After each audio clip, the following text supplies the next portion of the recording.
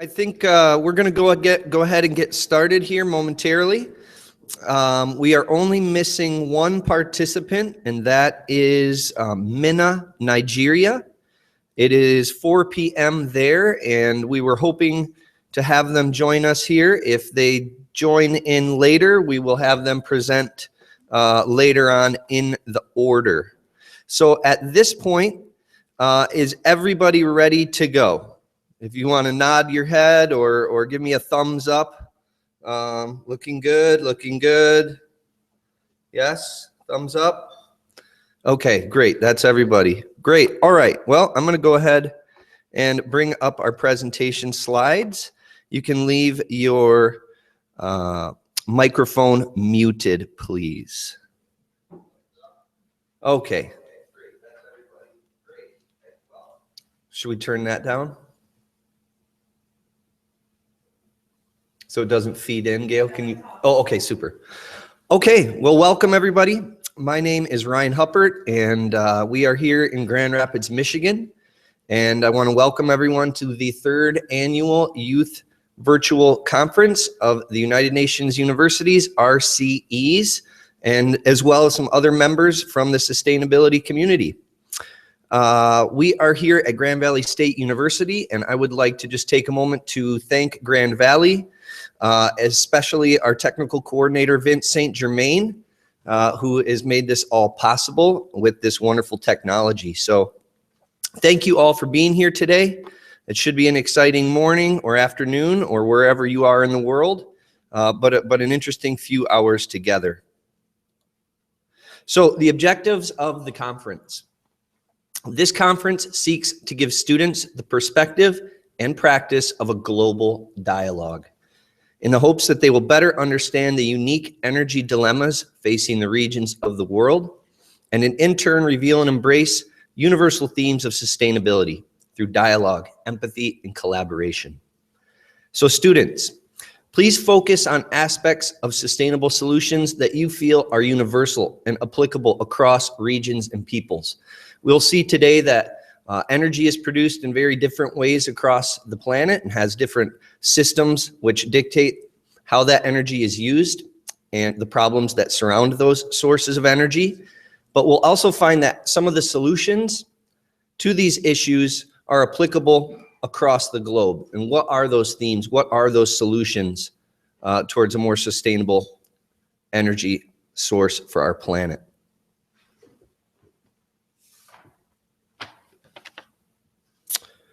All right, so students, I think this goes without saying, but I want to be clear about it.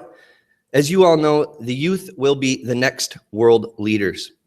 If we are to solve these problems of sustainability, these wicked problems of sustainability that persist across borders, across languages, and across countries, we will need to collaborate. We will need to communicate. We will need to have these dialogues. So today is a window into that world and a bit of a model for what we hope to see from our world leaders in the future. All right, next up is our map. Here you can see where everyone is located. And what I'd like to point out is that here we all are connecting across the globe, but our carbon footprint is very small today. So bringing everybody together virtually is, again, another example of ways in which we can collaborate that doesn't cause more of a problem. So here's the agenda. The first group to go will be Grand Rapids. If we have Minna, Nigeria come in, they will present next. After that would be Portland, Medellin, Curitiba, and then the La Paz School in Costa Rica. We'll save our questions and answers for a moderated dialogue session at the end of the conference. And then we'll finish with conclusion and closing remarks. If you'll notice the time zone differences, obviously it's 10 a.m. here in Grand Rapids. Looks like it's 7 a.m. in Portland, Oregon. So thank you guys for coming in so early. 9 a.m. in Medellin, 12 noon in Brazil, and again 9 a.m. in Costa Rica. Hope to see Minna, but it is 4 p.m. in the afternoon there. Okay, just some reminders for the rules of engagement. So please use only one microphone and one speaker per room. So multiple presenters, you will all share the same microphone. The most important thing is to mute your microphone when you are not presenting or speaking. Students, please pose rich questions. Write down your questions and save them for the dialogue portion. During the dialogue, questions will be asked to each site by the other sites. And I'll go over this part again, but you will click on the hand icon at the bottom of your screen and it says raise hand. When you click that icon, I will call on you. You will then unmute your microphone, pose your question to the site, and then the site will respond. And we will run through this portion in the same order as the presentations so that we are able to ask questions to all the sites in the order that they presented.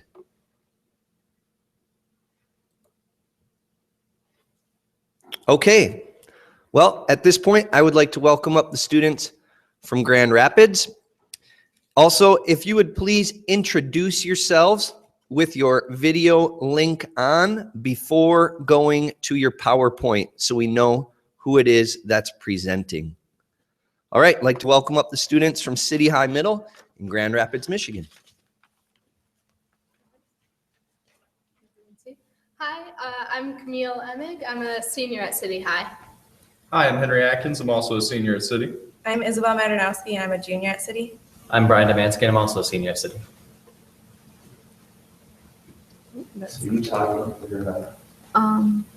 Okay. There it is. There we go. Sorry about that. So we're presenting on energy systems in Western Michigan, which is where Grand Rapids is located.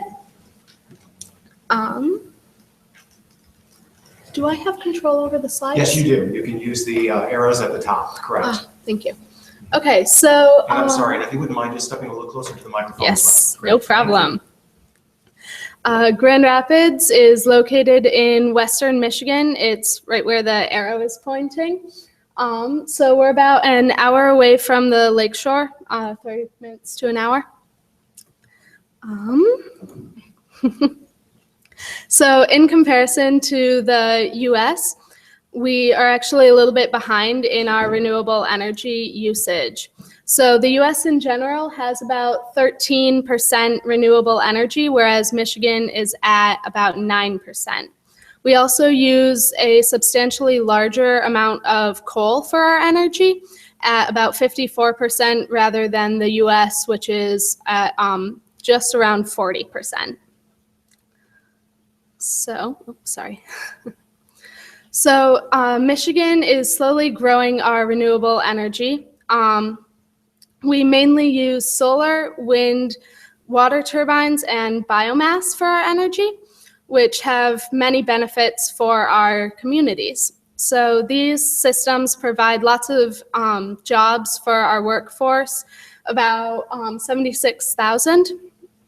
And hopefully with the industry growing by 2020, we can provide about 21,000 jobs for the manufacturing of these systems. Michigan's clean economy is fueling state recovery for renewable energy. And the clean energy is very reliable and inexpensive in Michigan. It's a lot cheaper to produce it, and it's a lot better for the environment. So the Michigan Renewable Portfolio Standard.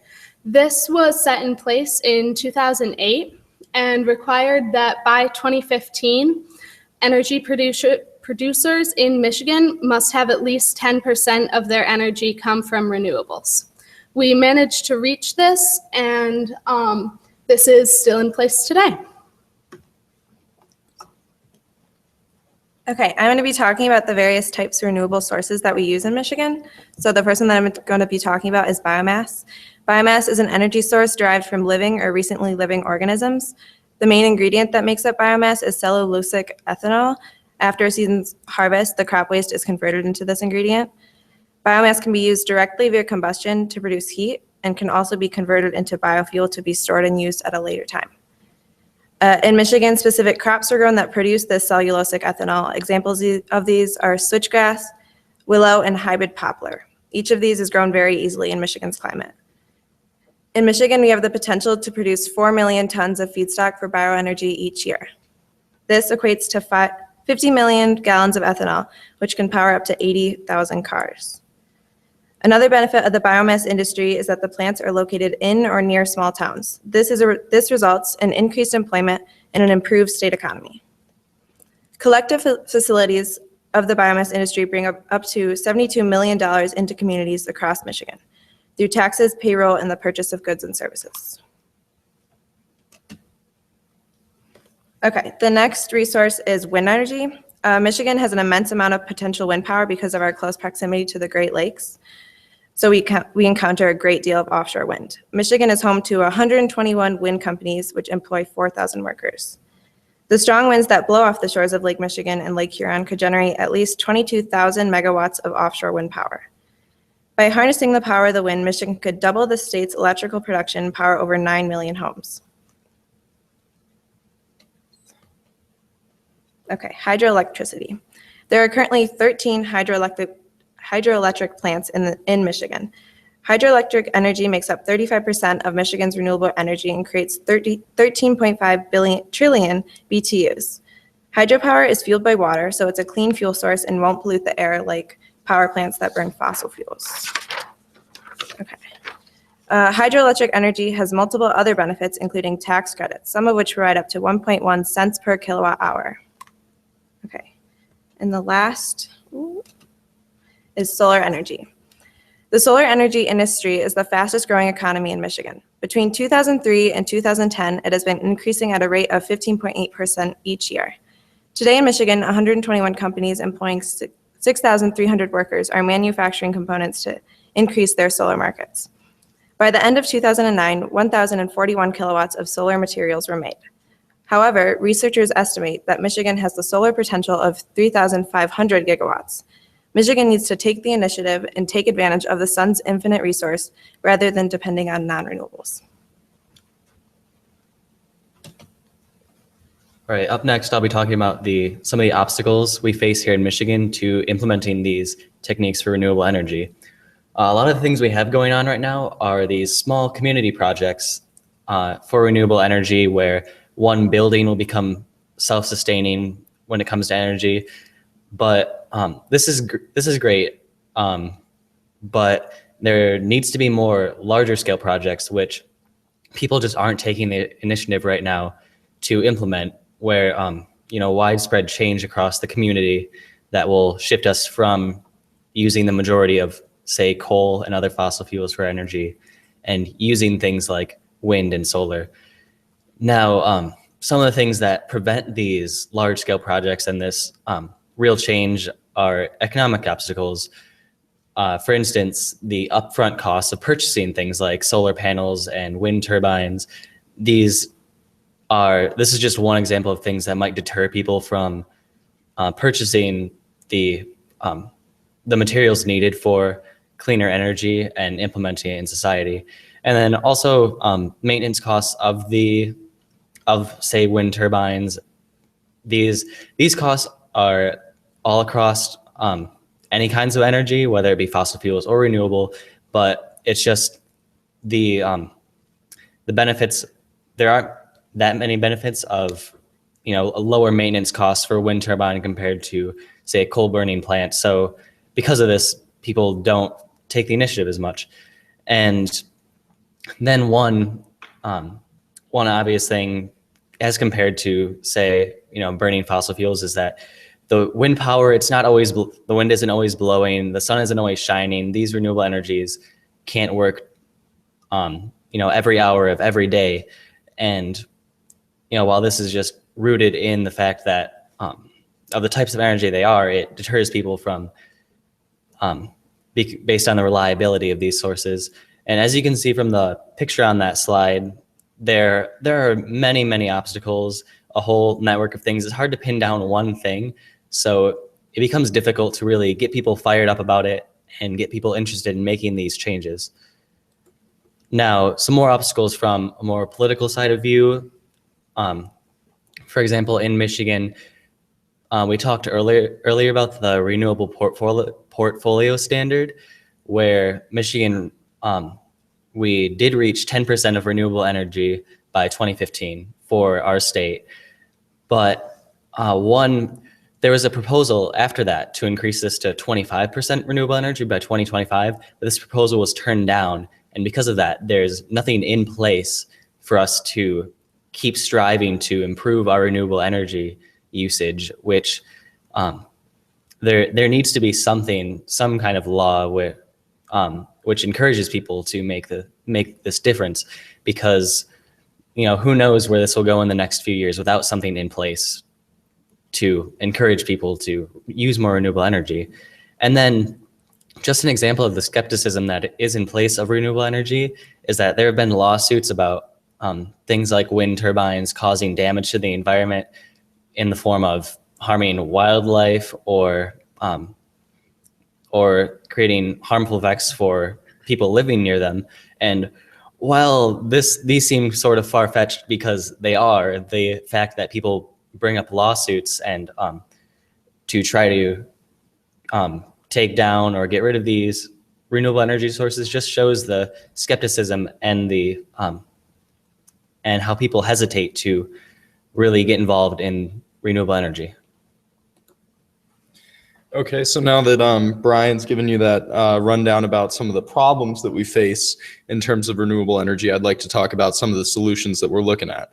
The first one is the Clean Power Plan and Michigan's implementation of the Clean Power Plan. Now, for those of you who don't know, the Clean Power Plan in the United States was the first ever national limits on electricity production through power plants and the ways that we are going about producing electricity in the states.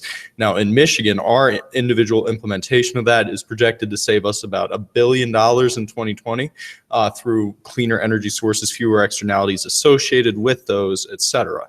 Moreover, it's supposed to create about 7,000 jobs by then. So you can see that this is helping us not just on our energy front, but it's also helping us on our economic front. Now, we've also, as we just discussed, one of the things that we've done in Michigan is to implement the Renewable Energy Standard, which mandates that 10% of all electricity come from renewable sources here in Michigan. Now, not only has this helped us reduce our carbon footprint, but it's also led to $2.3 billion in clean power investment, which otherwise would not have occurred. And it's also saved us $1.2 billion in 2013 alone. So you can see that things like the Clean Power Plan and the Renewable Energy Standard have definitely helped us here in Michigan. Now, another thing that we haven't discussed a lot so far is the impact that urban renewal programs can actually have on lowering our energy footprint. Now, this isn't so much by shifting our energy source as it is by reducing our energy needs. Now, with urban renewal programs, the idea is to bring more people into cities, boost cities' populations so that we can sort of bring people closer together, and that way there will be fewer energy needs per person. If people are closer together, then you don't have to spend as much energy on things like infrastructure, construction, and maintenance. Commuting times are cut. It's easier to supply heating and electricity to so many homes. And so because of that, in Michigan, one of the things that we've seen is urban renewable programs. For example, in Detroit, we've spent about $450 million in federal funding on blight removal, cleaning up properties, demolishing condemned properties, things like that, which can boost property values and bring people back to these cities. Neighborhood improvement districts are also big in Grand Rapids, and we're looking at expanding those in the future. Neighborhood improvement districts occur when a city authorizes funding for individual neighborhood public works programs so that, once again, you can boost property values, really foster a sense of community so people want to live in cities, and thereby we have fewer energy costs per capita. And moreover, we're not just looking at these kinds of solutions on the statewide level, we're also looking at them right here at home in Grand Rapids. Now you can't see, he's just out of the frame, but we actually have the former mayor of Grand Rapids here today, and I can say that one of the things that we pride ourselves on in Grand Rapids is that not only our elected officials, but our people in this city do care about the environment. And so we have implemented a variety of local solutions here. One of those is green roofs. Now, green roofs occur when you put vegetation and plants on the roofs of buildings, and thereby you can sort of insulate it during the winter and keep it cool during the summer. The notable locations that we have here include the John Ball Zoo, the Rapid Central Station, which is our main bus line around here, Weggy Plaza, the Grand Rapids Ballet, and the Kent County Intermediate School District.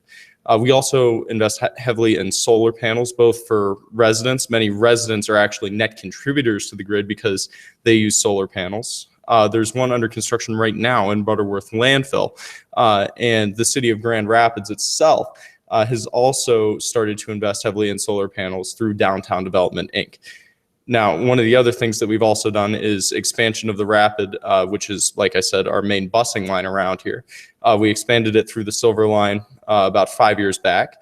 And what that does is it reduces residents' needs to actually use cars, which through greater access to public transportation, they will not need to use cars as often, which once again can reduce our energy footprint. Another thing that we're looking at is micro-unit housing, whereby we build smaller but greater numbers of housing units in the city of Grand Rapids.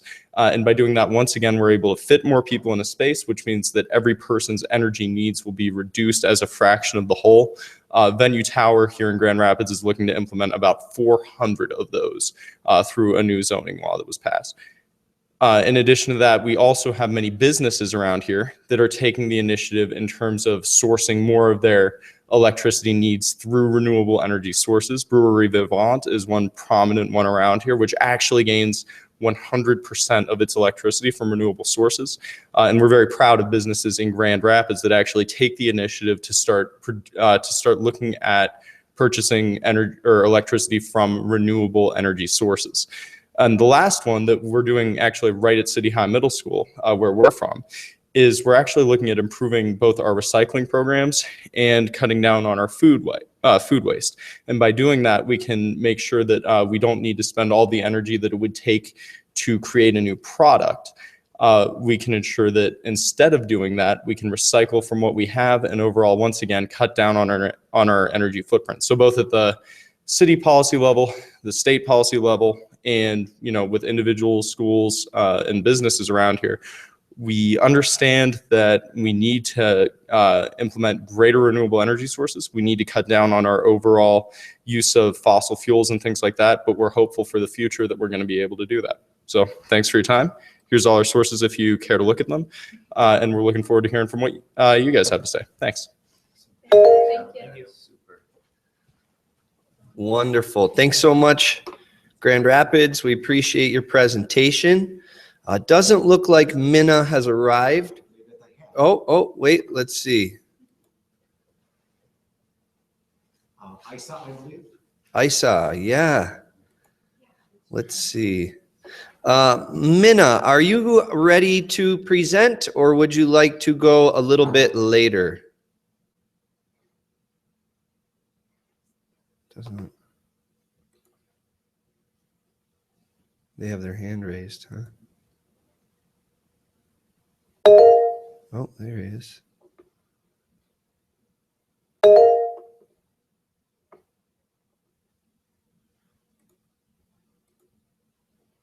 Well, looks like they're still coming online, as I can't hear any audio from them. Why don't we go to next on the list, which is Portland. So Portland, hopefully you guys are wide awake now. We appreciate you coming in early. I'm going to go ahead and mute my microphone so you guys can go ahead if you're ready to present. And we will be in the audience. Thank you. All right. Well, This is not us. This is Nigeria's presentation. Oh. I don't think they can hear us. Advance to Portland's. Thank you for pointing that out. Are you sure you don't want to present on Nigeria? So we can. All right, well. Just give us Portland, 1 minute and Oregon- we'll load your slide. All right, sure. There we go. There. Does that look better? All right, well, Yes. great, Okay. thank you. All right, go I'm ahead, guys. Ibrahim. All right, I'm Ibrahim. I go to Oregon Islamic Academy here in Portland, Oregon. My name is Grace, and I go to Catlin Gable School here in Portland. I'm in 11th grade. My name is also Grace. I also go to Catlin Gable School and I'm in 11th grade. And I'm a sophomore, 10th grade, by the way. All right, so our process of going about this presentation is we brainstormed ideas and narrowed those down to redefine our presentation. And we looked over different courses of study, such as case studies, surveys, and we looked over literature and previous research that has already been done. And we organized that information and put it into the slideshow right here. Now we're here to present. And our main focus is who's benefiting from Portland's efforts to implement renewable energy and who's being left behind. So where is Portland? Portland's in the northwest of Oregon, and Oregon's in the northwest of the United States. As you can see in these maps, I pointed that out for you. And So just a little bit of background and context on Portland. Portland around the United States is seen as this kind of hub of green and renewable sustainable energy. We have a really strong public transit system. We have a lot of efforts to promote clean energy, recycling, waste reduction, compost. We have a lot of hip young people focused on the environment. But our presentation aims to look a little bit deeper beyond the surface and common stereotypes associated with Portland and its clean energy. Before we got into all of that, though, we wanted to look at just some of the basic things that Portland is already doing. They have a 8-step sustainable planning citywide goals, and here are the goals. We wanted to highlight specifically the idea of building healthy, complete neighborhoods and the idea of creating a low carbon economy in city. So just a couple achievements that we wanted to highlight for Portland and its sustainable energy. Since 1990, Portland has reduced carbon emissions by 14%. Portland's homes use 11% less energy today than they did in 1990. Portland as a whole uses 29% less gasoline than in 1990. Portland is a national leader in recycling with a 70% waste recycling rate. And 6% of people in Portland, which is about 12,000 people, bike to work every day. So great decreases in negative energy sources and much more increases in renewable energy. So looking to Portland's future, the government and the city has committed to continuing the efforts to promote renewable energy and environmental sustainability. Some of the important goals that they're focusing on are limiting the use of coal as an energy source. There's actually a bill going into the Oregon legislature today that would completely phase out coal as an electricity source within the next couple of decades. Another interesting initiative that's on the books right now is going to be the 40% reduction of carbon emissions by 2030 and the 80% reduction of carbon emissions by 2050. So looking at all of this, we see that Portland is doing relatively well when it comes to energy sustainability and environmental sustainability. That said, the more we looked at it, the more we saw that there were some underlying problems. So Portland is a work in progress. We still have some things to improve on. And just before I get started on that, I wanted to show you guys a comparison of Portland's demographics. Approximately, Oregon has about 4 million people living here, and about 600,000 are in Portland, in the city itself, and that's a 2014 estimate. And of those 600,000, 76% are Caucasian, and that's about 24% who are people of color. Let's see. So income and the environment. So why aren't low-income households here in Oregon involved in environmental efforts as other people? Well, we've done some research, and it's mainly because the resources that other families have at their disposal to purchase the DEC's disposable energy resources, such as solar panels, advanced thermostats, to put in their households. They also, the areas that they live in aren't given as much attention from the local government to become involved in environmental efforts, and they don't receive as much environmental education in schools. They aren't taught on how to recycle, for example. So Portland may be seen as a haven of green, but energy inequity persists between Portland's east and west side neighborhoods, i.e. the low-income parts of Portland, Oregon. So to define key terms, we wanted to look at the 360 view of equity. So the first thing we looked at was social equity, so the cornerstone of social equity is the decreased spending on prisons, security enforcement, welfare, and social services, and how those are spread across different places, who those affect, and what is being done, and the potential markets that people see for each of the different groups. So whether groups are getting access to different social services, and which social services apply to which groups. The next one we looked at was geographic equity, in which cities, how people have access to things like parks, grocery stores, and public places. And then the last thing we looked at was procedural equity, which is the fairness of political systems, such as who can vote, who is incentivized to vote, and who actually does the voting.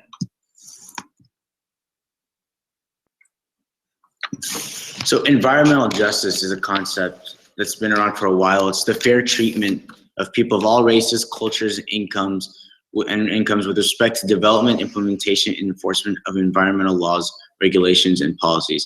So in essence, so what this is the fair treatment of all people in terms of environmental education and how they can go about being involved in the environmental efforts and how to save the world.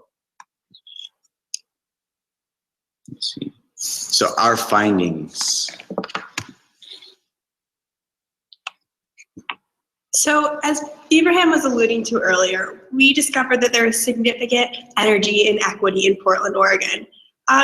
We talked about it a little bit at the beginning when we showed you the map, but Portland is divided by the Willamette River into the east side and the west side. And the west side of Portland is a predominantly Caucasian population, traditionally higher socioeconomic situation. And the east side of Portland is a primarily minority and diverse population with incomes that are generally lower. And because of that, we discovered that there was a significant inequity in the amount of energy sustainability and energy equity efforts that were being made on the west side versus the east side.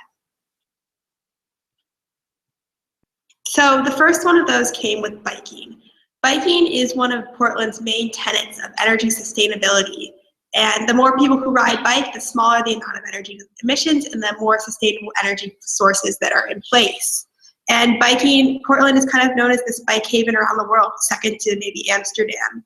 And people know it for its biking. But the more we dug into this topic of biking, the more we saw that biking was really something that's only able to be carried out by more affluent, white, middle-class communities.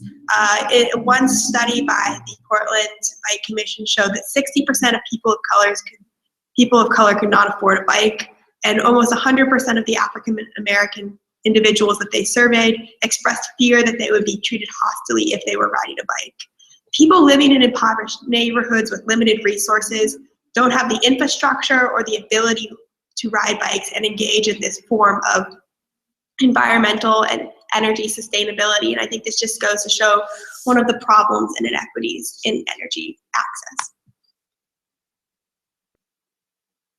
So the second thing that we looked at in Portland was pollutant and chemical exposure. Exposure to chemicals and toxic waste has been a big problem in Portland.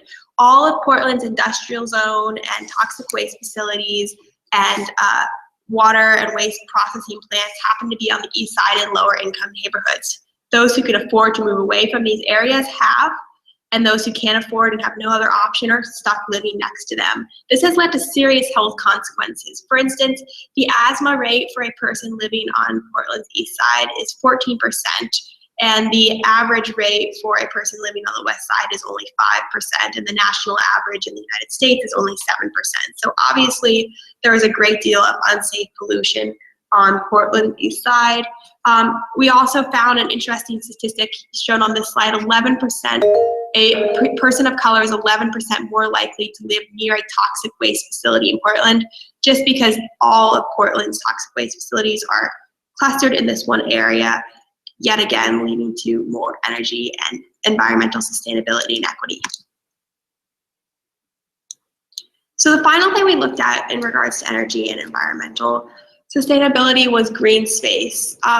We talked about earlier how Portland is kind of seen as this green city with many parks, strong green technologies, farmers markets, but we ultimately found that there was this practice of selective sustainability. So the efforts and the money that is being invested in Portland's energy sustainability and environmental sustainability is overwhelmingly being invested in efforts in Portland's west side, its South Waterfront neighborhoods, the Pearl District, and other neighborhoods like that. Just looking at this map, just looking at this map, this shows the distribution of green or sustainable energy infrastructure on Portland's east side versus Portland's west side. And if you look at the dark brown cluster, that shows a high density of green or sustainable energy infrastructure. So as you can see, just looking at this graph, the highest density of green and sustainable energy structure is overwhelmingly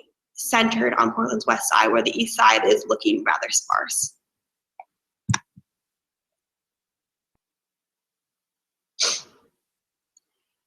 So just some other things that we noticed in regards to this inequity overall, as Ibrahim referenced, poor communities and communities are often less able to get access to environmental education and education regarding energy sustainability, meaning that they not only don't have the resources, they don't have the education and knowledge to take the action they need. Additionally, lower income families in Portland do not have the luxury of affording renewable energy sources. My partner Grace Wong is going to talk more about solar panels and solar energy later in the presentation, but ultimately we found that for lower income families, solar energy is not an option. So an interesting side note that we just wanted to bring up, recently there was a glass facility in Portland that was emitting numerous toxic chemicals, and there's been a big scandal about these toxic chemical emissions because the company and the environmental agencies knew about this emission but didn't take action, and not surprisingly, this pollution was happening on Portland's east side, infecting school children, neighborhoods, and communities, but there was little or no oversight and no action. So one of the big successes that Portland has seen with people of color is the Native American population in the Portland region.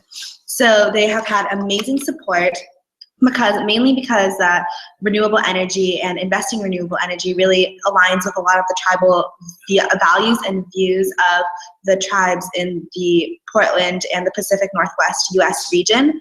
And because they have expressed interest, there have been targeted grants from a lot of different governmental services and governmental bureaus, as well as private corporations who want to expand renewable energy to other groups, such as people of color.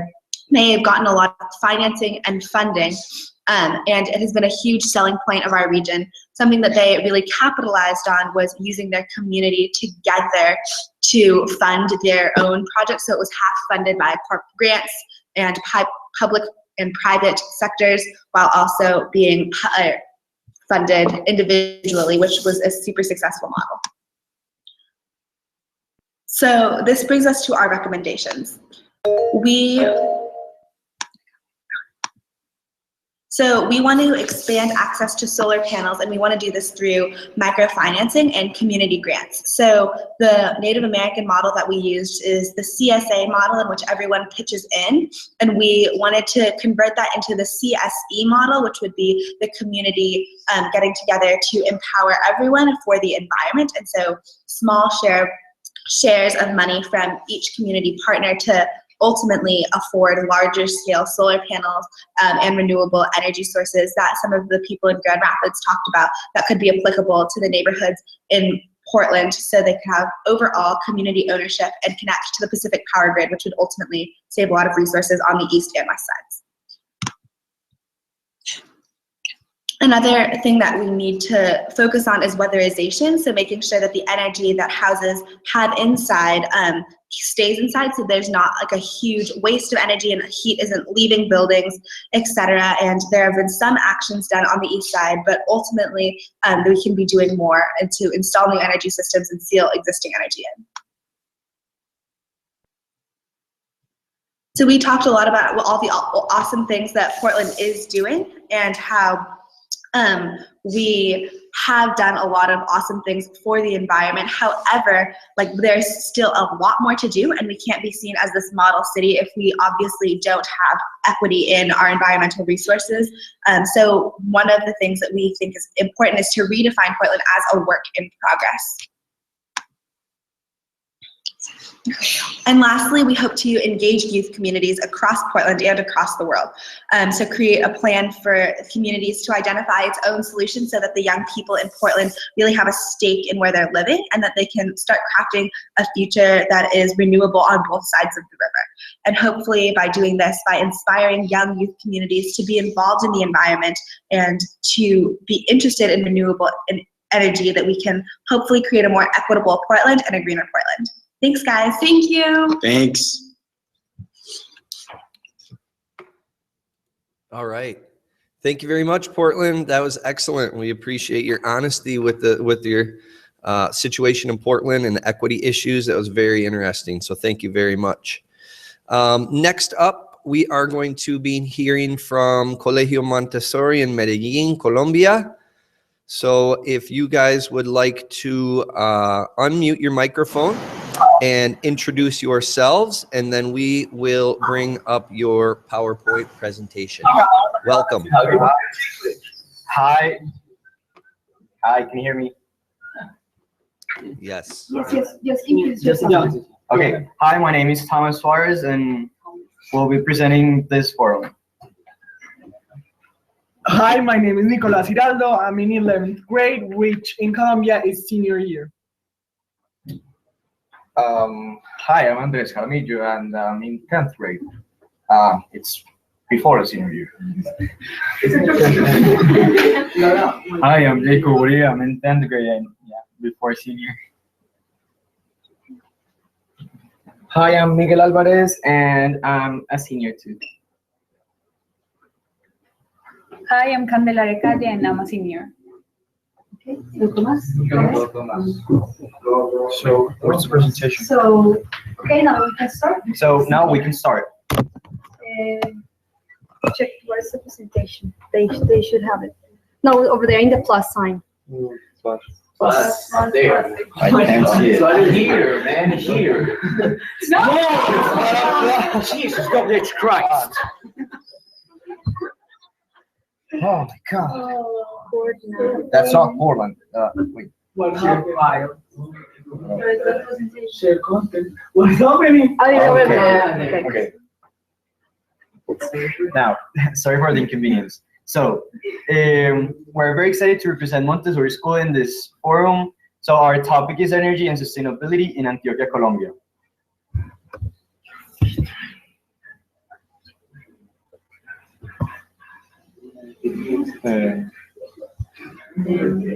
The slide does not change.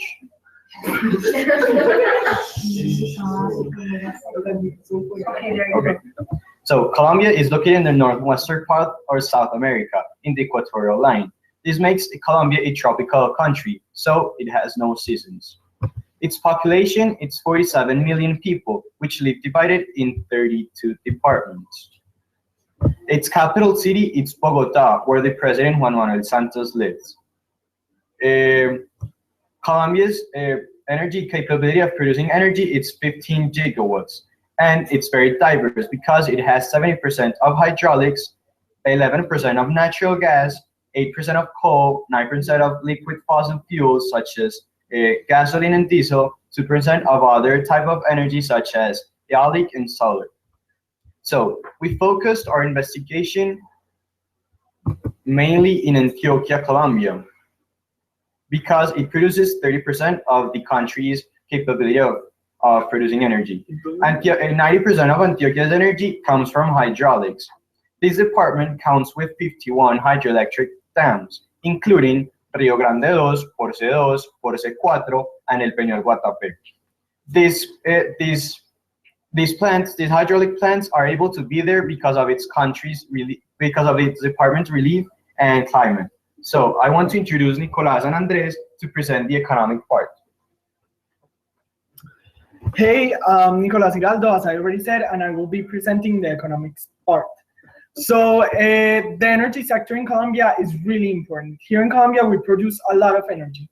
As you can see in a chart that will appear in just 1 second, the Colombian production of energy is really large compared to other countries that have about the same size in the Latin American region. Compared to Peru, we produce about twice.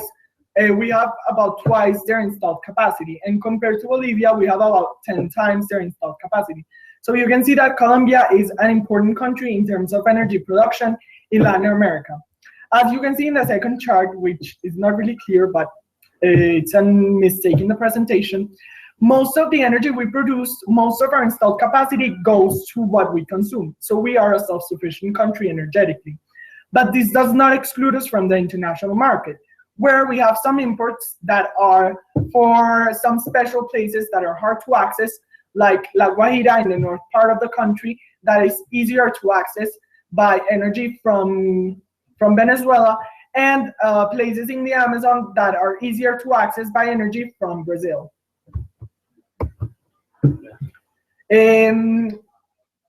So this sector it grows really fast, and it grows every year a lot. Why does it grow? Because the people that are involved in this sector are always pushing it to grow, always pushing for the construction of more hydroelectric dams. And so last year it was calculated to be the growth about 4 to 4.5%. Where does this growth show? Companies like EPM, which is the most important company in energy production in Colombia, that is located here in Medellin, Antioquia, where we live, have constructed dams like Porce 4, Hidrosogamoso, Ituango, and so all this growth is pushing towards the creation of these hydroelectric dams. And also,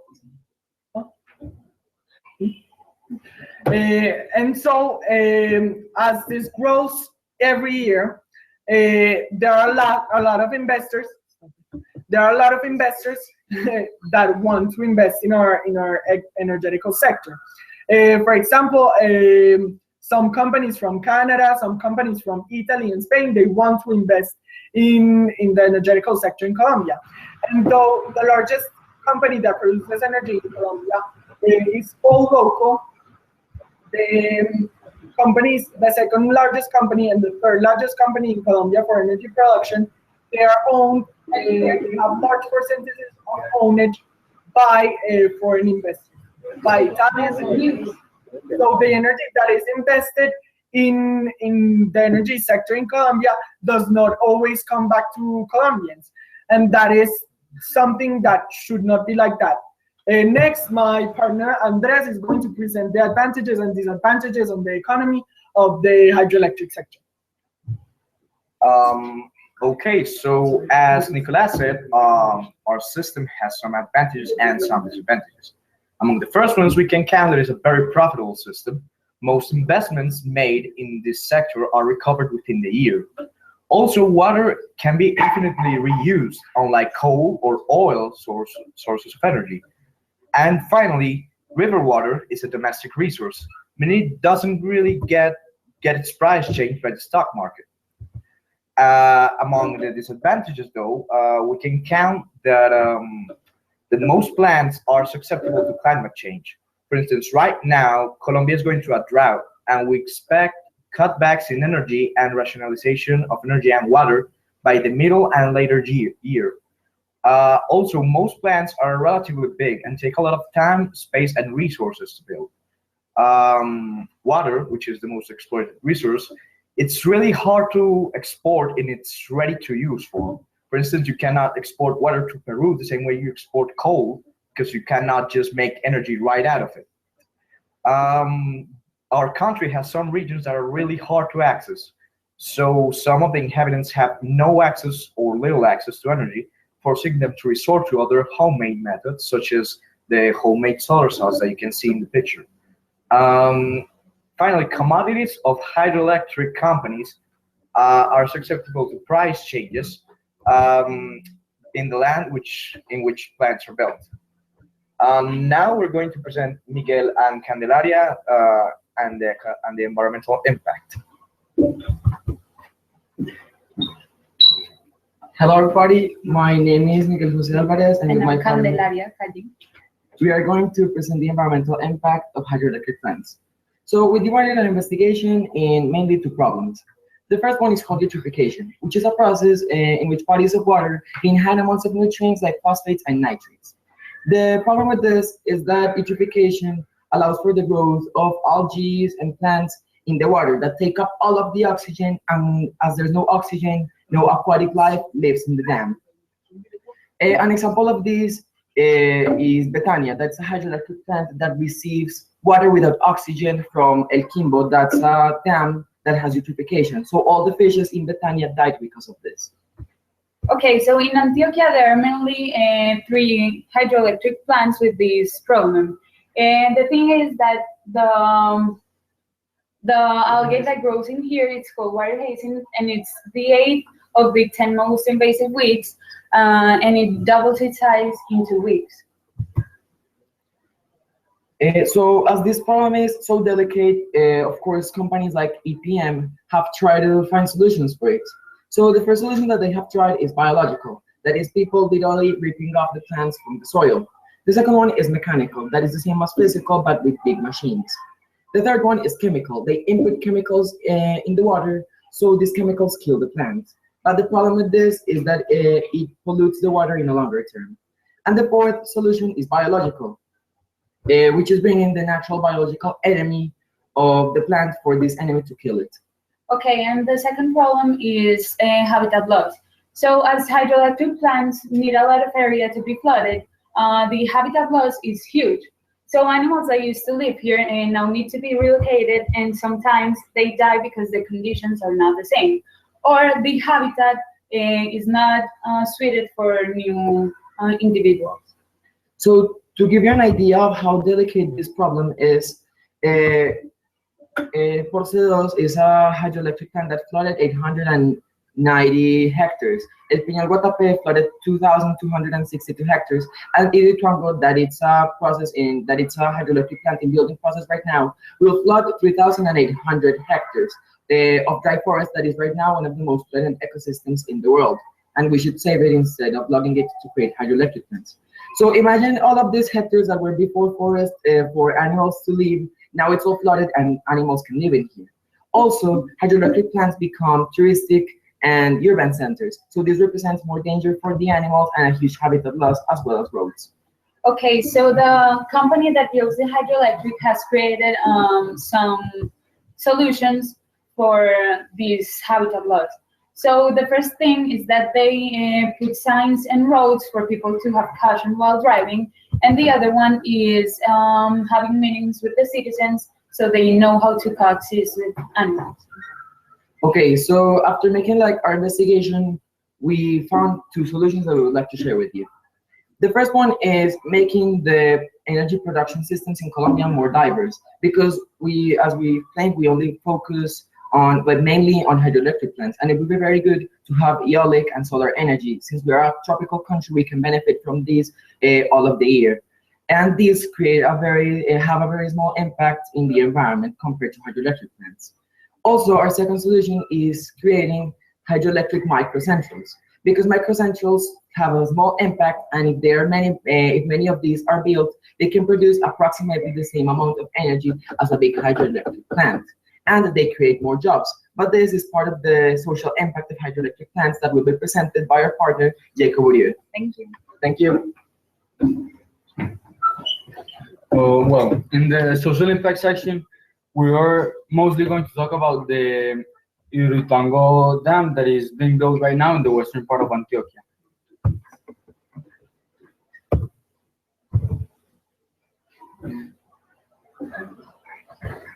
Well, we're first going to start with the advantages. The first advantage is that the construction of the Hidroituango Dam will create a big quantity of jobs in terms of construction and tourism. It will also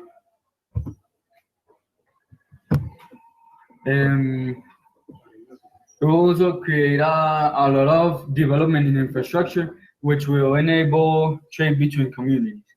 It will also generate integration of forgotten communities by the government, making the government making investments on these communities on education and health.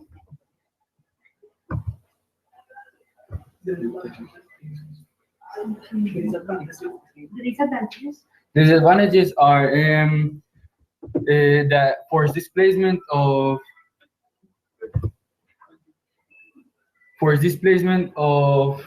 people produced by the armed conflict and the economic project. Armed conflict because of the location where the Hydroelectric dam is being constructed, that is controlled mainly by insurgent groups, and the economic project because people have to move to flood the construction.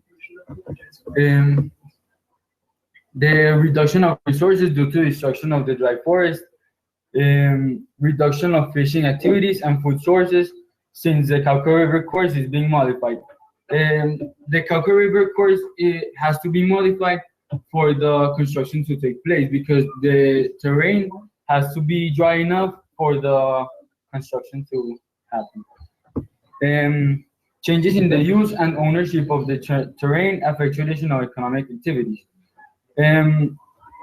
This is mainly because people that live from agriculture and have terrain near the construction of Hydroelectric dam have to adapt and learn how to live with the flood and yes, to survive.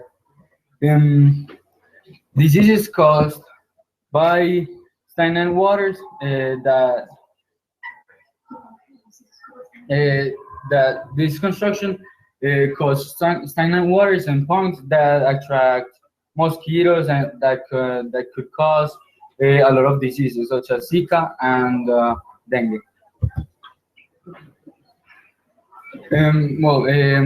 This project generates also protests and social manifestations of what? Some of them are listened by the government, or others are not. These people protest because they think their land is not being respected enough. Well, with the construction. Thank you, and sorry for all the technical issues.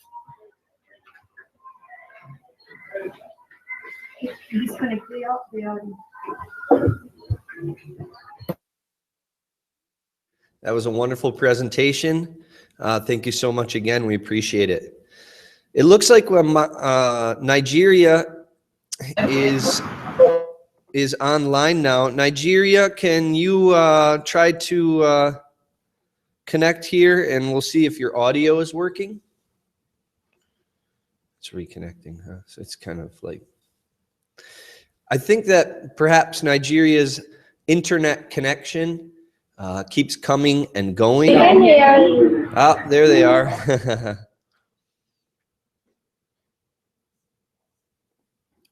Well, let's see. Is Ibrahim there in Nigeria? Minna? Hi.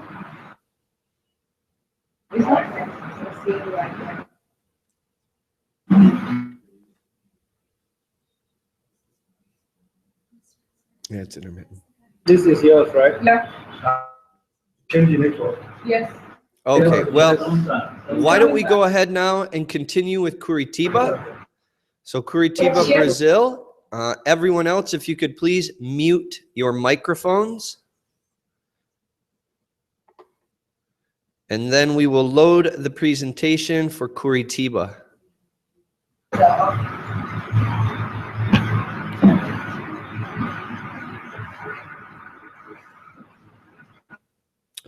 We need to get them to mute their microphone. Huh?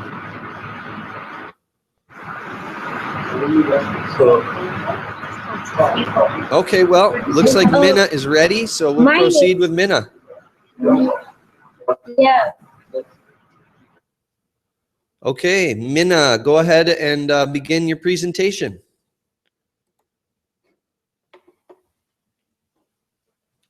Arrow Idris Banti, representing RCE Mina. With me is Hassana Hayat People.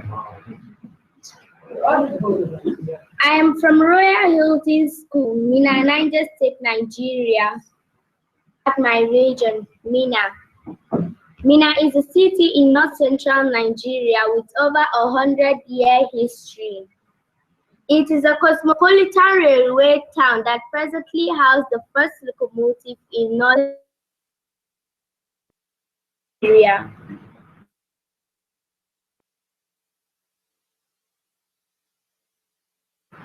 It is the capital of Niger State, one of Nigeria.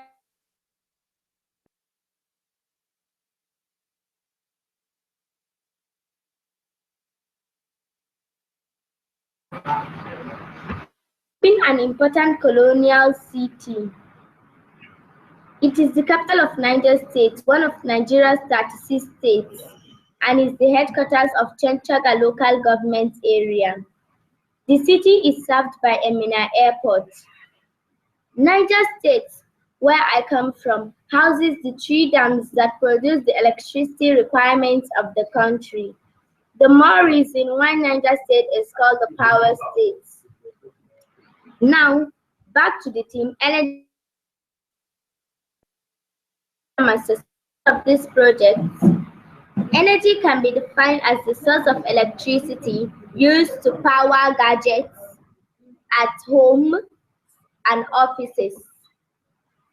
Majority of the energy generated and consumed in my region is gotten from hydro source.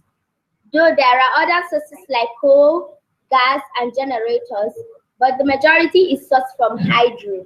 At Niger State, where I come from, is contributing immensely through the existing hydro dams at Jeba, Shiroro, and Kanji. The 4th dam at Zungeru is under construction. Flood is a common effect of the source of my region's energy. First, water is not allowed to flow freely since it is dammed, and when it becomes too much and is released, it destroys farmlands, houses, animals, plants, and infrastructure in the communities surrounding them. It also brings difficulty to people living in such communities that they can't visit their relatives or friends. Due to this flooding, there is always outbreak of waterborne diseases which affect communities that are remote without health facilities. Renewable source of energy is being promoted in my region. This is visible when streetlights are now powered by solar panels and inverter technology.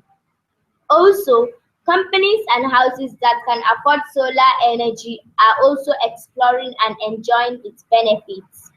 Though it has not been very successful because the level of sensitization about renewable source of energy is low.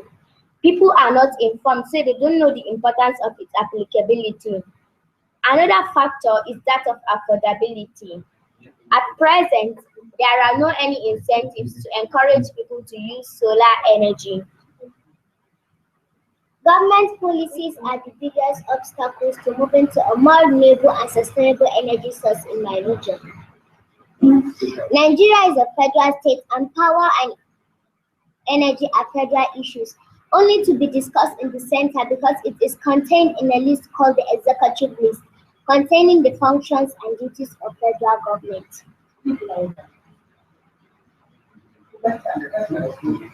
Civil society organizations, CSOs, and non-governmental organizations, NGOs, are the major proponents of moving to a more renewable and sustainable energy source in my region.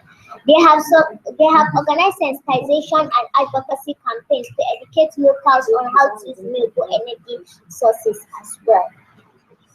GIZ, which is the JAMA International Organization, is implementing a project to use renewable energy in the communities that are far away from the national grid. RCE MENA is also active in enlightenment campaigns on the need to move to a more renewable and sustainable source of energy. In Nigeria, there is something called the Weather Climate Related Hazard, WCRH. Here in my region, flood is a serious issue bedeviling many areas in my region, most especially in the riverine areas. When water is released from the dams, it causes flooding in communities that is surrounding them. Nigeria is a federal state coming from a colonial past. The choice of the energy system we operate is both colonial and military legacy, and it is the product of federal system we operate. Epileptic power supply is the major problem of Nigeria's energy source. Mostly around the globe, we the consumers hardly get power supply, and nowadays, I see that now people rely on personal generators in order to generate electricity. Decentralization of power is the first step to making a required change in the sector. Government and other partner organizations should intensify awareness and also provide incentives to households and companies willing to use renewable energy sources again. Currently in Nigeria, a group called the Energy Support Group is already working through this direction, going around identifying communities in local areas in order to generate electricity, constructing solar dams, solar plants, windmills as a potential solution to solving the energy problem in my region. Thank you for listening. Thank you for listening.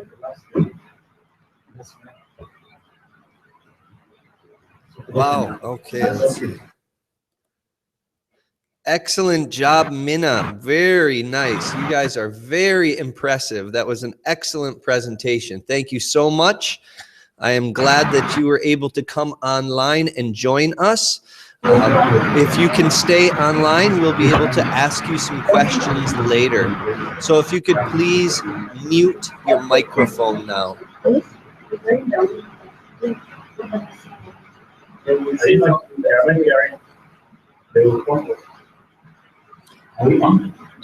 Minna, you can turn off your microphone, please.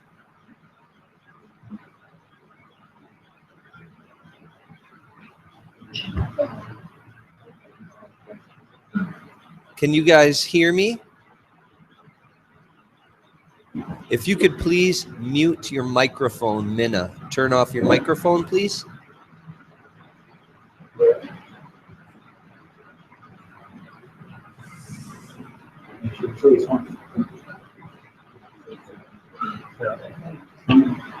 Let's see. Maybe I can post it in the chat.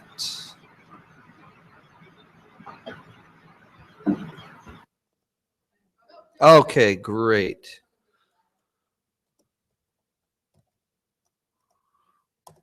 Okay, next up, it is time for Curitiba, Brazil. Curitiba, are you online? Can you please unmute your microphone? I haven't seen them in a while.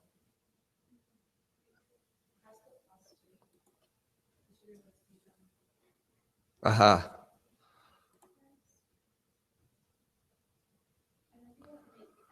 You loaded their slides, not them, right? No, they did. Oh, they did. Okay. So Curitiba, can you? Oh, there you are. Okay, wonderful.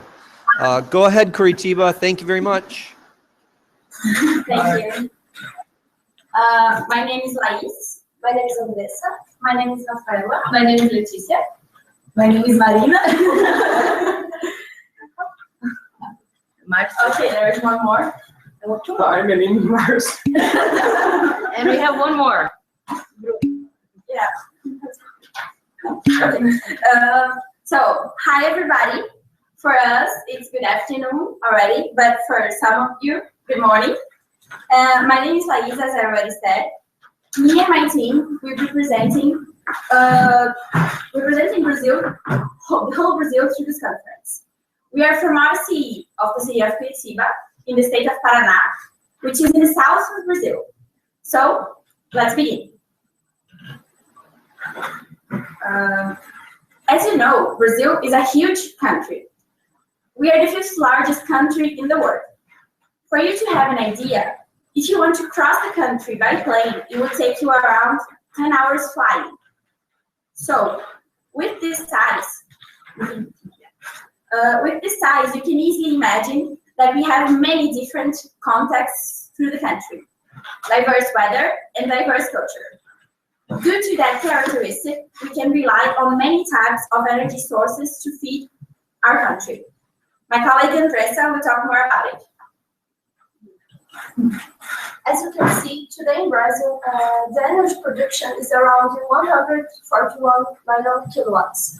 And the main energy source is hydroelectric, followed by fossil and biomass. And in a small scale, we have aeolic, solar, and natural gas. Next. For the future, we expect an increase of approximately 39 million kilowatts. The highest percentage is the hydroelectric because of the large availability of water in our country. And however, is estimated increase to fossil, solar, and eolic energy. As you can see, the hydroelectric power plants, they play a very important role in Brazil. On the background of this slide, you can see the world's biggest hydroelectric power plant producers, that is Itaipu, that happens to be around 700 kilometers from here, the capital of Panama. Hydroelectric power plants produce energy at a low cost, safely, and they do not liberate pollutants into the atmosphere. Though hydroelectricity is a clean energy source, it does cause some environmental impacts. During the construction of power plants, problems such as biological species being lost, traditional communities being forced to leave their lands, and the liberation of carbon dioxide into the atmosphere as a result of biological decomposition of the vegetation previously present happens. Next, please. In 2015, Brazil faced a very serious water crisis that turned out to be an electricity crisis, as we depend greatly on our rivers to generate electricity. As the water was scarce and it was not raining, we could not attend the demand for electricity. So that some thermoelectric power plants, they were activated in order to supply the population energy. For this reason, costs increased and the crisis was enhanced. The government established that people had to reduce their consume in the next few years by around 20%. So, the biogas source has two biggest advantages. First one is the livestock, and second is that minimizes environmental damage. So, the residue that we use in our country and in our state too is the pig residue. But recently, they've been used as sludge for water and wastewater treatment for biogas generation. We had a great potential for this kind of energy, but it's not so usual as the other sources. So, the other source is we had a huge potential too, mostly on the coast of our country, because we have over 8,000 kilometers of coast. And as you know, in the coast we have more wind incidents. And still today is the source with the most investments in our country.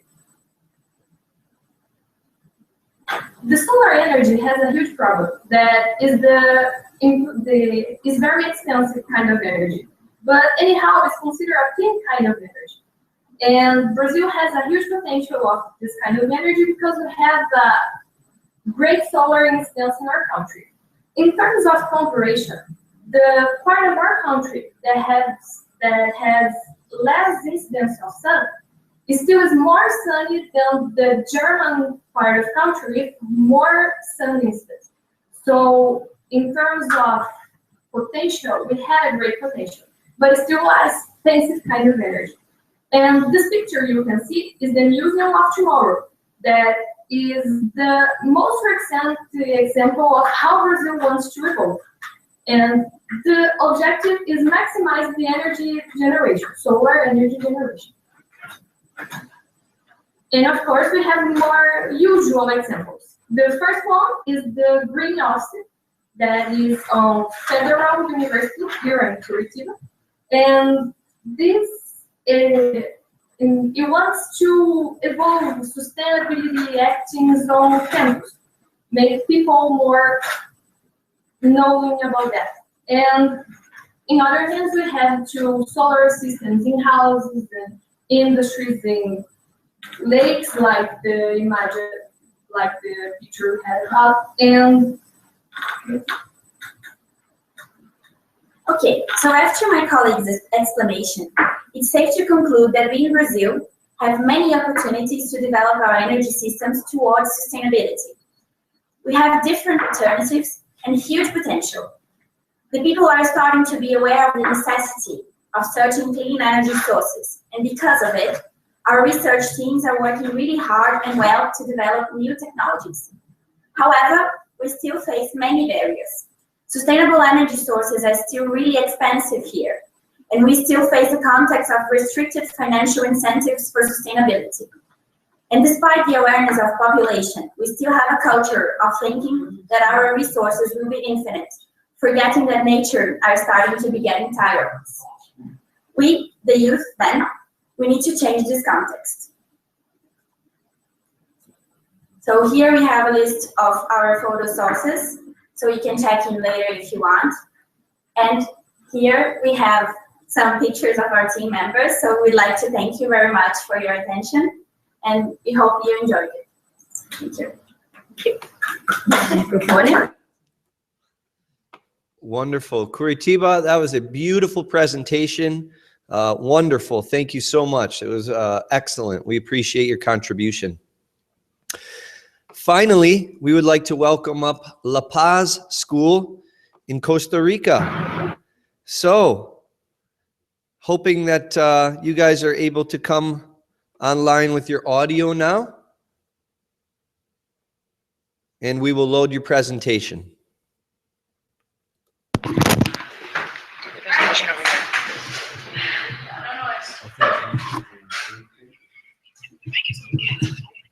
Hello?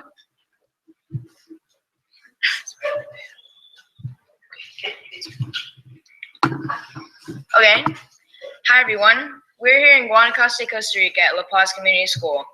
And my name is Noah, and this is Olivia. And we would like to share our findings of energy and climate change in Costa Rica. So first, I'll talk about our region, Guanacaste. And then next, we will keep talking about our school and Costa Rica as a whole. So firstly, Guanacaste is a tropical region in northwestern Costa Rica. It contains mostly dry tropical rainforests. Not rainforest, forest. There's a difference. It also has two main seasons, the dry season and the rainy season. So the average temperatures vary from 32 to 36 Celsius, which in Fahrenheit would be 90 to 96. It is unlikely that the temperatures will surpass those averages. Guanacaste is full of wildlife and warm water beaches that are populated with people from all over the world. And that means that tourism is also a big part of Guanacaste. In fact, most Costa Rican jobs rely on tourism.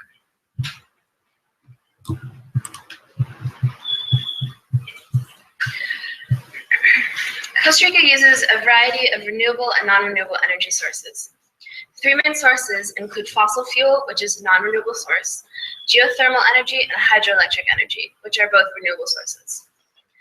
Renewable energy is energy created from natural resources. For example, wind, sun, and water are all generated again and again to produce renewable energy. Non-renewable energy is energy created using sources found on Earth in limited amounts. For example, fossil fuel, gas, coal, and oil. Depending on the source of energy production, there can be different amounts of contribution to global climate change. One example of a non-renewable source is fossil fuel. Fossil fuel is a non-renewable energy source because it uses carbon-based fuel. When you burn any type of carbon-based fuel, the carbon is converted into carbon dioxide, which is then released into the atmosphere. Carbon dioxide is proven to be one of the biggest causes of climate change because it is a gas that is not only transparent to the light from the sun, but also absorbs the infrared radiation or heat transmitted onto the Earth from the sun. This traps the heat in Earth's atmosphere, affecting climate change greatly. Secondly, geothermal energy is one of the more renewable energy choices. There are many advantages to geothermal energy. For example, it can be produced without burning fossil fuel because it is generated using the heat from the Earth. The main environmental concern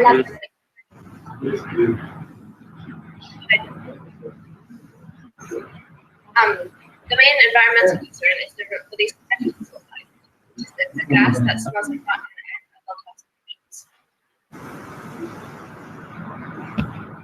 as well as the disposal of some geothermal fluids which contain low levels of toxic material. Hydroelectric energy is produced using the movement of water, which makes it one of the more renewable energy sources. This is because it releases one of the lowest amounts of greenhouse gases into the atmosphere. One of the downsides of hydroelectric energy is that when dams are not well built, they can affect the ecosystem in the water, for example, the fish and the plants. Costa is the second largest province in Costa Rica and has very powerful resources for renewable energy, including solar, wind, and geothermal. Approximately 90% of its electricity is clean. Costa Rica gets most of the electricity from hydroelectric plants. Volcanoes, rivers, mountains, and other natural resources are suited for producing clean power. And according to Costa Rica Ministry of Environment and Energy, 73% of energy is from hydroelectric, 13% is from geothermal, and 4% is from wind turbines.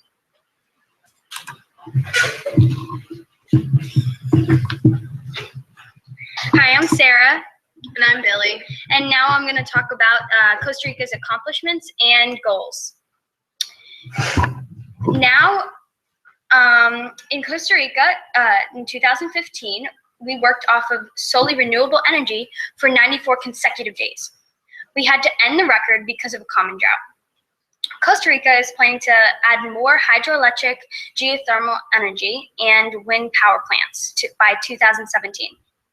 And we plan to even become carbon neutral by 2021. The main energy companies of Costa Rica, such as Guanacaste and Instituto Costarricense de Electricidad, or ICE, are trying their very best to increase the amount of sustainable energy resources. They don't want to use fossil fuels because they are bad for the environment. Some of the projects to increase the amount of sustainable energy, as I said before, are wind turbines and solar panels. Wind turbines. Guanacaste is a really windy area during the months of December to April, so it is a good solution to build wind turbines. This area would then produce enough energy to even out what they actually cost. It is estimated that they would produce about 50 million watts, and they last about 80 years. They are about $40,000 each, and with installation, about $60,000. A disadvantage of wind turbines is that they are a threat to wildlife. The wind turbines need space for installation and construction, which can destroy a landscape. They are also a threat because of the strong wind suction to oncoming birds. In order to install wind turbines, you have to dig deep into the earth, which can damage underground homes.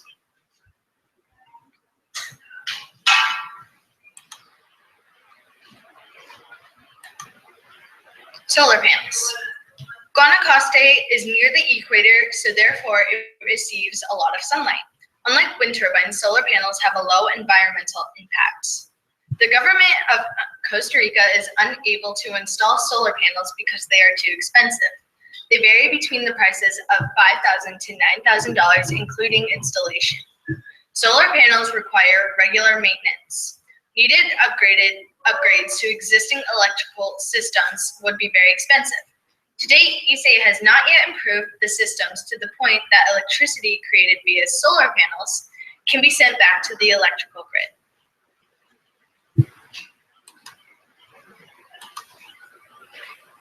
A micro level of renewable energy here at La Paz Community School is our simple use of solar panels on our roofs. La Paz is starting to promote different types of ways to use our small amounts of renewable energy. Our carbon offset for December 2015 was an equivalent to 6 trees. And last year, we produced 3.48 megawatt hours from the solar panels. That's enough to power a large unit AC for 2,000 hours. However, with the amount of ACs at our school and the number of hours that we use them, which is about 10, we would only be able to run them for about 20 days with our renewable energy for the year.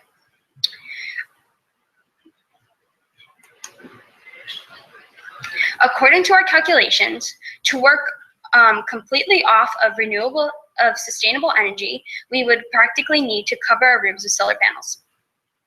We have only covered the amount of the roof inside the green circle. The amount of renewable energy we can expand to is tremendous. We aren't running off of complete solar powered sustainable energy, which would cost somewhere around $150,000, and we would need about 20 to 25 times the amount of solar panels that we have now. To pay off this money would take 8 to 10 years at our current rate. There are many obstacles we are trying to overcome to make our goals possible. For example, some renewable energies are expensive for individuals to afford on their own. Many need government subsidies. Clean energy may reduce profits for corporations, especially those that sell or distribute energy from fossil fuels. Energy price increase can lead to public outcry and anger.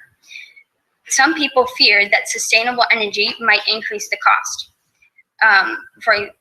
except short-term increases can lead to long-term savings. Renewable energy is not as reliable as fossil fuel. For example, solar panels don't work on very cloudy days, or wind turbines don't work on very calm days without wind. In conclusion, Costa Rica is a very clean energy producer and consumer. Having the main energy production consist of geothermal, hydroelectric, and fossil fuel energy. Big companies such as ICE continue to push for further clean energy production by starting projects like windmills and solar electricity installations. Our most recent achievement was to go for 94 days with using only renewable energy sources. Costa Rica hopes to continue making clean energy choices in the future, and though it's only a small country, the people in it hope they are making a difference by using clean energy to help to stop or help postpone global warming. Thank you.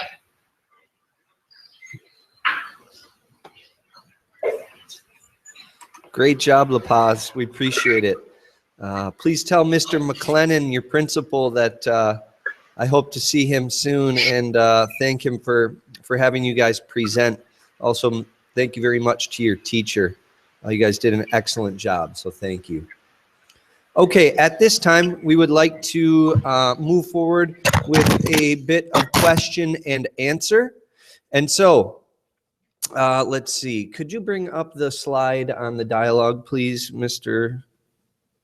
St. Germain?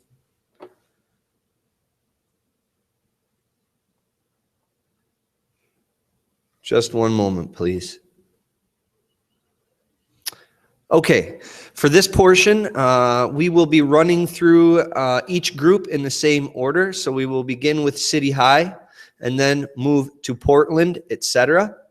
Your group can pose a question by clicking the hand icon at the bottom of your screen. It says raise hand. So if you click that, I will call on you. You will then turn on your microphone and ask the question, and then turn off your microphone so that the group can respond. So the answering site will respond. We will move on to the next question in the queue until the questions have finished or until it's time to move on.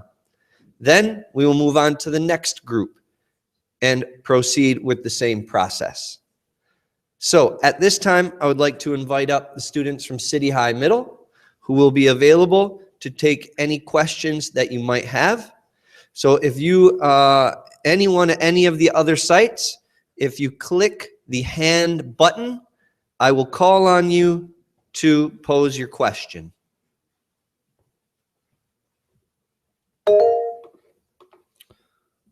Okay, Portland, go ahead and pose your question. Hi, so you guys talked a little bit about urban renewal in yours, and our question was, how do you balance the benefit of urban renewal with the potential downsides of inequality, and who will truly benefit from urban renewal, and is it just the wealthy who will be benefiting from this? Am I good to go? You're good to go. Yeah, great question, Portland. So I noticed that one of the things I really liked about your presentation was you got into the issues associated with gentrification and how that can create inequality. Now, the thing is, urban renewal does not have to come at the expense of the poor as long as we make sure that we're also providing services for them. One of the ways to do that is through expanding access to affordable housing, for example, or access to public transit. Now, as we mentioned in Grand Rapids, one of the things that we're taking the initiative on is we're making sure that we have affordable housing for everybody, and we're making sure that we're expanding access to public transit. So we can cut down on our energy usage and we can attract more people to live in the city, while at the same time making sure that we're not leaving anybody behind. So that's one of the things that we're trying to do here in Grand Rapids, and one of the things that we think could work across the nation. Thanks. Great question. Thank you, Portland.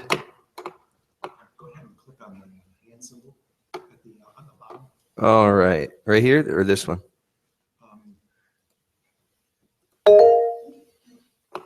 Let's see. Montessori is actually the next. Okay. This one? Oh, Montessori, I think you're up. So Montessori, if you'd like to pose your question, go ahead and unmute your microphone, Montessori. Okay. Hello, everyone. I would like to make this question to one of Michigan. You mentioned that for 2025, there were the plan to have a percentage of renewable energy just went down, and they didn't, like the city didn't accept it. So which percentage you as youth consider would be acceptable to have in the city as renewable energy sources for 2025? Yeah, the 20%, 2025. What would pass? Why didn't it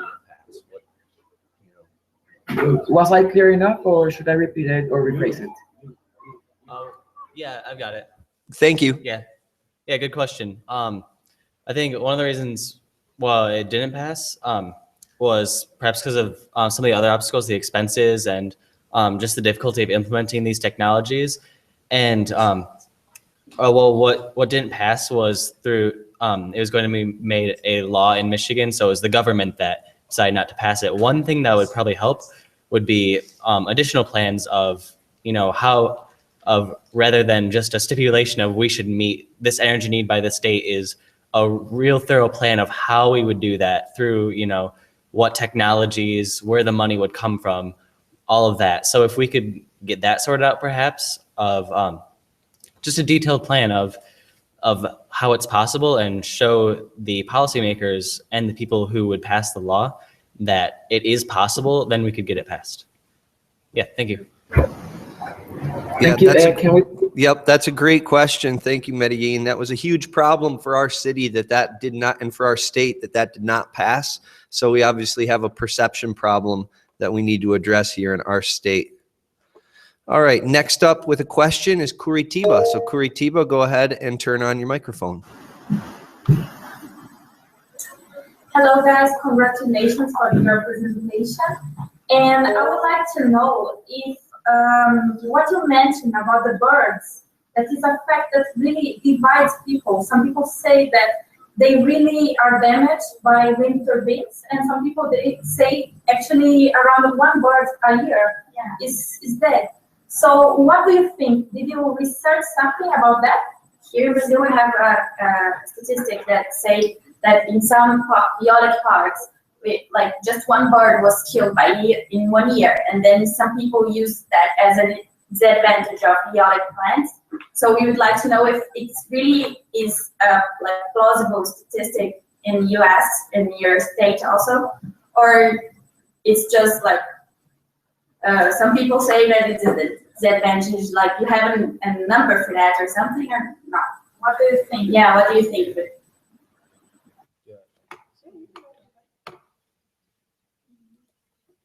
Great question. Thank you. Yeah, good question. So while I was researching, I didn't find an exact number of birds that were killed or the exact level of the impact, but what I did find is that there seemed to be a big correlation with the people who were living near the wind turbines or the people with the complaints, and it was also the same people who had complaints of just they didn't want the wind turbines near them. So there seemed to be a big correlation of they were just finding reasons to get the wind turbines taken down and accuse people. And yeah, as to the number of birds, it is only in specific areas. And in fact, the largest wind plants in Michigan and in the area did not have these complaints. And this wasn't an issue. It was just smaller, more rural areas where people lived and had these complaints. So kind of what I found is it seemed like it wasn't that big of an issue, and really it wasn't. It was more of a social impact of the wind turbines rather than a true environmental impact on the ecosystem. Yeah, good question. Thank you. Great question. And just to add to that, I've heard that one feral cat or one cat that lives outside of a home kills more birds in a year than a wind turbine. So statistics can show different things. All right, let's see who's up next. Does Montessori and La Paz have any follow-up questions? Is that why they re-raised their hands, or? Are these hands up down here that I'm looking at? It's just Oh, just only here. Okay. Let's see. La Paz, did you have a question for us in Costa Rica? Yes. Okay, go ahead. How does the green rooftop work?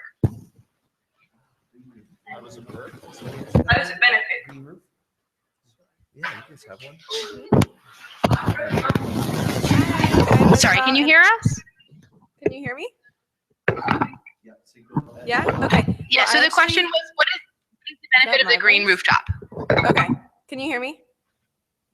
Yeah, I think so. Yes? Yes. Okay. Well, I actually have a green roof on my house, and it works by, it's like a layer of sedum, which is a type of grass, and it only grows a few inches, and you put it on the top of the roof, and then you only put it in like where you want it, and it insulates it so that it stays cool in the summer and warm in the winter.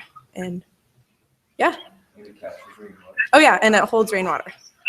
So it's just a great insulator. Good? Yeah? I don't know if they heard that. Did they hear that? Okay, we'll just check. Did that make sense, La Paz? Yes. Yeah? Okay, great. Yeah. Let's see. And Montessori, it looked like you had maybe one more question. Montessori, would you like to pose another question for Grand Rapids? Yeah. Okay, go ahead. Sorry. So our other question is, my other question is, you mentioned that a bill was rejected, which allowed 25% of energy to be renewable. So my question is if you know what groups or what political parties are opposing this bill, which groups are against it? Yeah. Yes, so chiefly the opposition in the United States, we have two main political parties, the Democrats and the Republicans, and the opposition to more aggressive renewable standards has chiefly come from the Republican Party. There is some crossover. There are some Republicans who support renewable standards, and there are some Democrats who oppose renewable standards. But by and large, the opposition comes from the Republican Party at the national level in our Congress and in Michigan. And in Michigan, it's more of a problem because in Michigan, Republicans control our entire Congress in Michigan, and they control the governor's office. And so in Michigan, we have not moved very aggressively on renewable standards largely due to opposition from Republican lawmakers. Yep.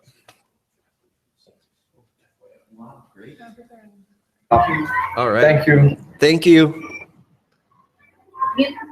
All right. It looks like we have one more question from La Paz, and then we will move on to Portland. La Paz, did you have one more question? Oh, thank you. Okay, looks like we have one more question from La Paz, and then we will allow Portland to take questions. So last question from La Paz to Grand Rapids. So you talked about lawsuits against wind turbines. How often do the lawsuits happen? Yeah, go ahead. If you're not sure, it's hard to. Yeah, from what I researched, it's not a really common occurrence. It was just a few, just a handful. But then again, it's hard to say the exact frequency because we don't have that many wind turbine plants. We just have a handful of large ones in Michigan, about two on the east side of the state. Sorry, and then 2 or 3 smaller ones to the north. So while there aren't many lawsuits, there also aren't many wind turbine plants. So it's hard to say. Can I mention something real quick? Yeah. Yeah, and one of the other things also that's important is that it's not even so much the damage that the lawsuits themselves cause. It's also the fear that many investors have when they're looking at maybe building wind turbines or investing in wind turbine technology, that they know that they might end up getting sued. So what's even worse is the fact that this sort of scares people off from looking at clean energy just for fear that they could be sued. So it's also a problem of the atmosphere that we're creating with this. All right. Thank you guys very much for your questions. We would like to give Portland time to respond to questions now. So if you have a question for Portland, you can go ahead and click the hand raising button and we will allow them to take questions.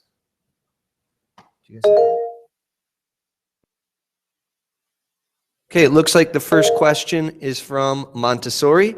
So Montessori, go ahead and unmute your microphone, and then when you're done with your question, mute it, and Portland will then respond. Okay, hi. I will notice in your presentation that you said that one side of the city had much more pollution than the other. So I wanted to ask which actions were like the local government taking in order to reduce this pollution exposure for citizens?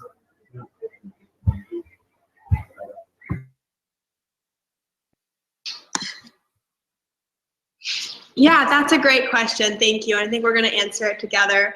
The fact of the matter is the local government in Portland is not taking a lot of action to remove these pollutions for citizens. We found in our research that a couple of years ago, the city received this really big grant to help clean up a toxic waste facility on Portland's east side.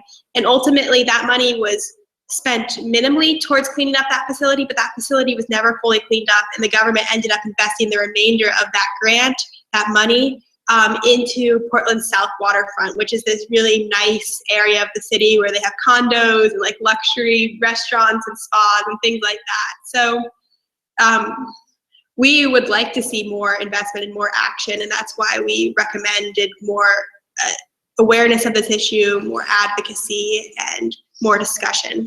Also, one big thing is that because we have been seen as this really awesome place of green energy, a lot of the times the Portland government likes to highlight our accomplishments and achievements rather than focusing on where we need to keep going and where we need to keep improving, and that has often led to them not seeing the full problems, such as the inequality of investment on the east side of Portland. So, not a really good answer for you, sorry. No, it was perfect. That's what we wanted to know. Thank you. Let's hear next from La Paz. La Paz, do you have a question for Portland? Yes. How does your government, or how do you plan on educating the poor parts of your community?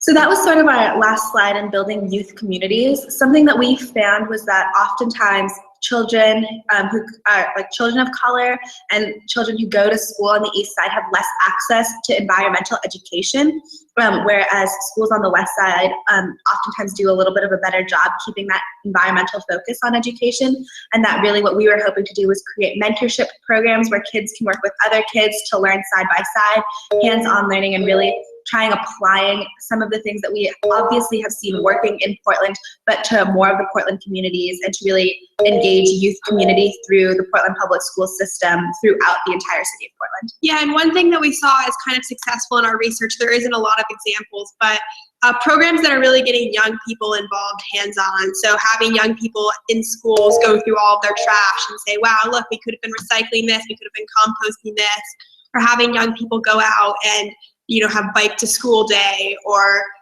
clean up the neighborhood day. Finding small ways to get young people involved in the community is ultimately what is going to build this network of youth who are engaged and interested in making sure that there is environmental sustainability and equity across the city of Portland. Great, thank you so much. Let's hear from Curitiba. Curitiba, do you have a question for Portland? Yes, hi guys. We found really interesting that you also pointed not only energy points, but also sustainable city points. So we were really curious about the bike aspect. Like you mentioned that you are the second bike city in the world. So we were curious, like in which aspect you are the second bike city? Like it's the number of bikes, number of kilometers of bike lanes, or like how you achieve that number, and in which aspect you achieve that number?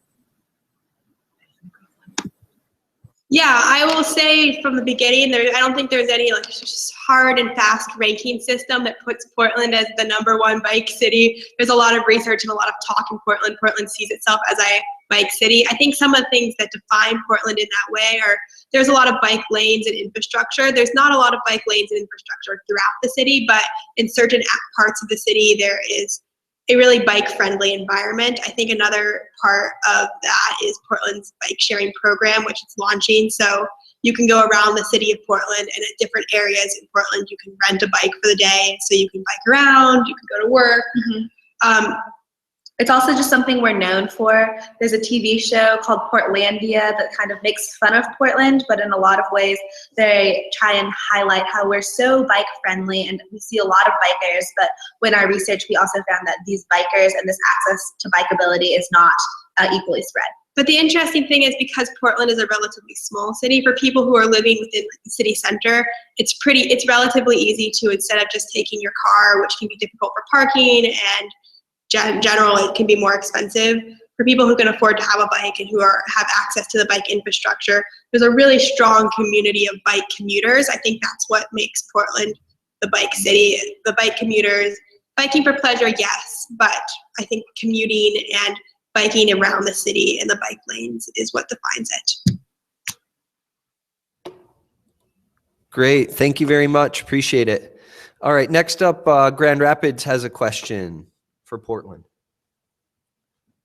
All right, guys. So my question was, you talked about the division between the east and west sides of the city, and we were just wondering what side of the city you guys are actually on, whether it be your school or where you're from, either or.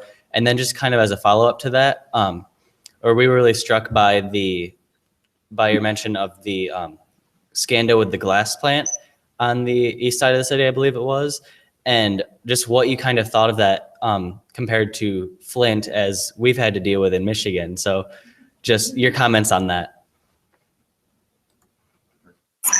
Okay. So our team is pretty split. So we actually have 4 on our team who made this presentation, but there's only 2 of us here right now. But Grace and I are both from the west side, and our schools are both on the west side. And speaking just from personal experience, Grace drives an electric car, I drive an electric car. I mean, we have a lot of access to environmental sustainability from where we live and where our social location provides us. And we saw that as an interesting opportunity in comparison to the other side of the river. But the place that we're working in, the space we're working in, is on the east side. We have a lot of partnership. There was someone on our team who is born and raised on the east side of Portland, so we got to do a lot of compare and contrast on a very personal level when doing research for this project. Yeah, so it's, as Grace was saying, we both live on the west side, our school's on the west side, so we've had access to all the infrastructure, all the different urban renewal and environmental sustainability programs that Portland has implemented.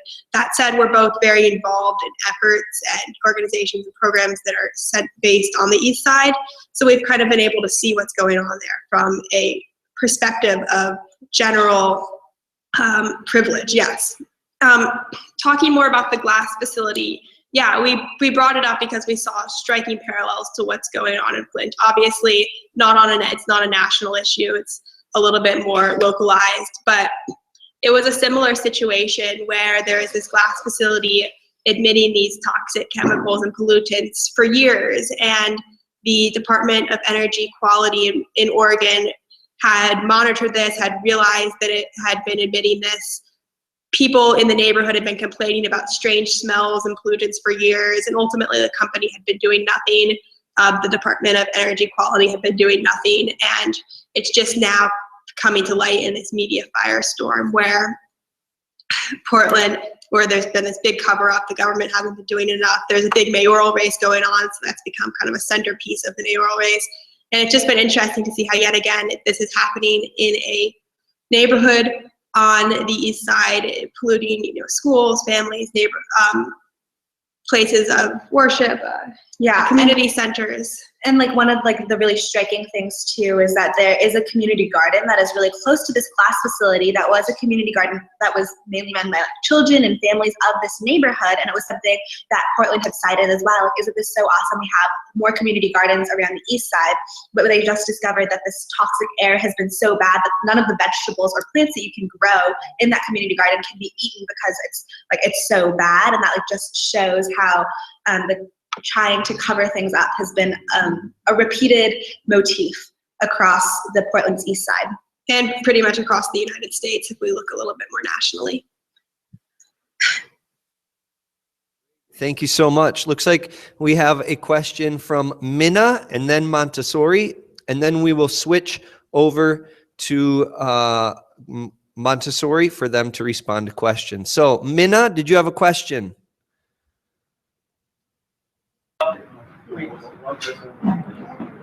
Yes, Portland, I think you talked about biking. So my question is, what do you mean by biking? How do biking affect your region's source of energy? Please, can you explain further?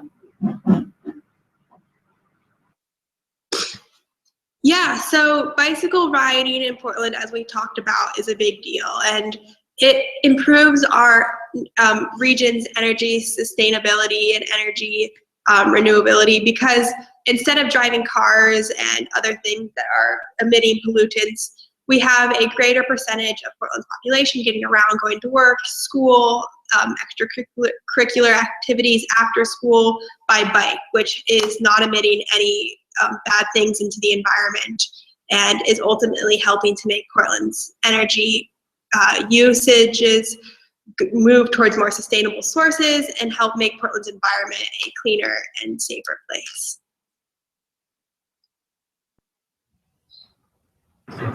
My question is that you talked about Portland is the heaven of green, right?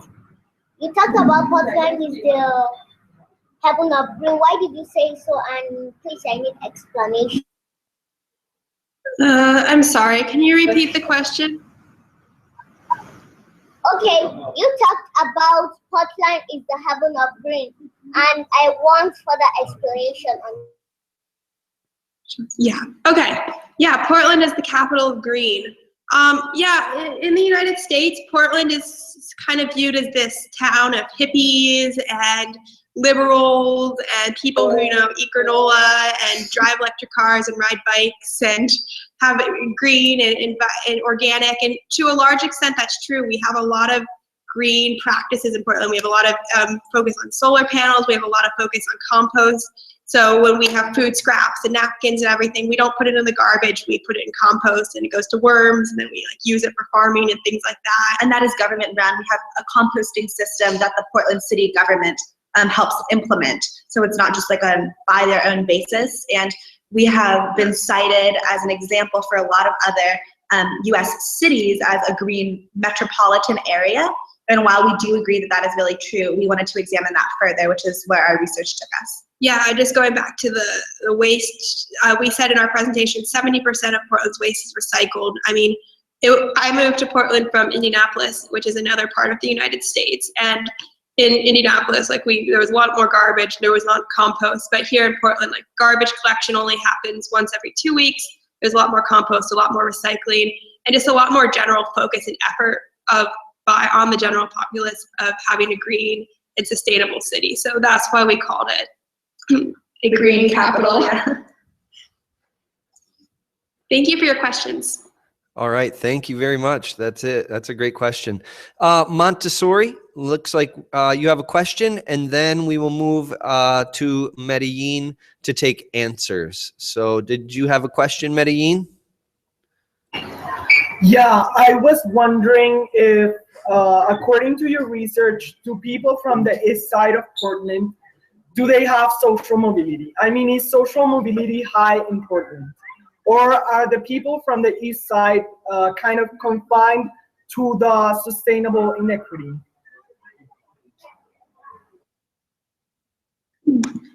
I would say that generally speaking, that there's just a lack of education and a lack of targeted focus towards those living on the east side of Portland, so that, I mean, if they wanted these resources, I'm sure they could petition for them and that the city would listen to them.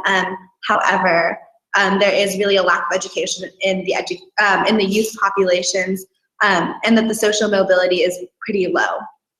That said, I don't think it's completely hopeless.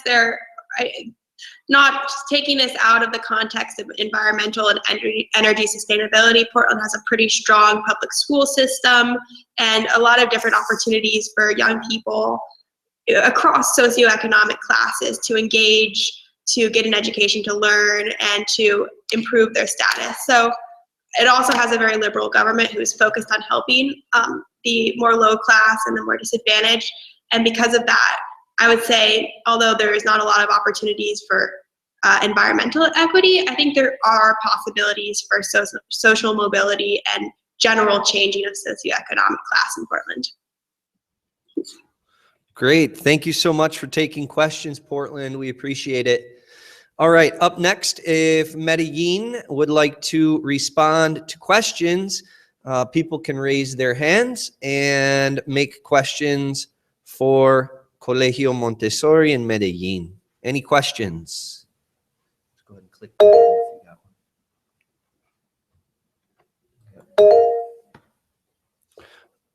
All right, looks like Curitiba has a question for Medellin. Go ahead, Curitiba. Hi guys, I would like to know about like the protests that you said the people were going to the streets and asking for like stop the hydroelectrics or make some adjustments. What's the position of the government like about this situation?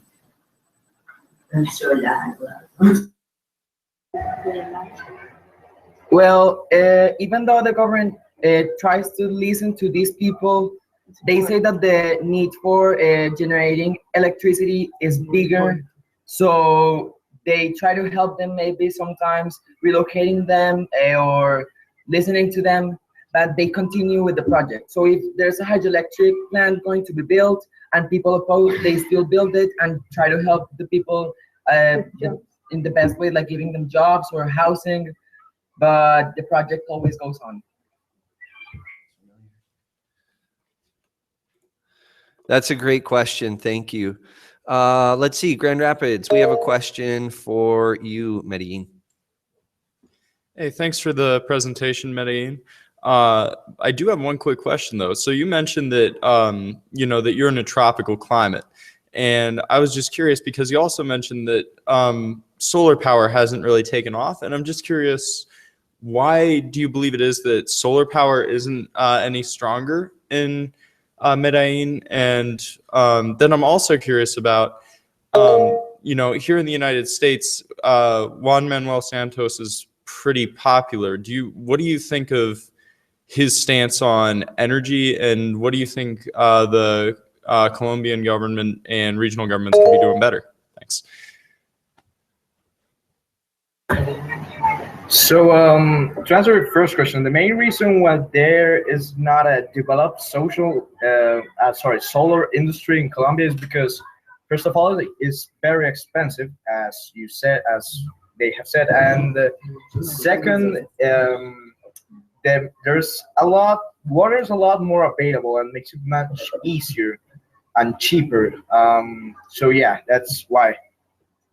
Now, regarding Juan Manuel Santos, he does look forward to improving the diversity of our energy, but in Colombia, water is just so common that the best answer to solving like energy problems and the easier way is going to hydroelectrics. So really, what the government's doing is investing more and more in hydroelectrics.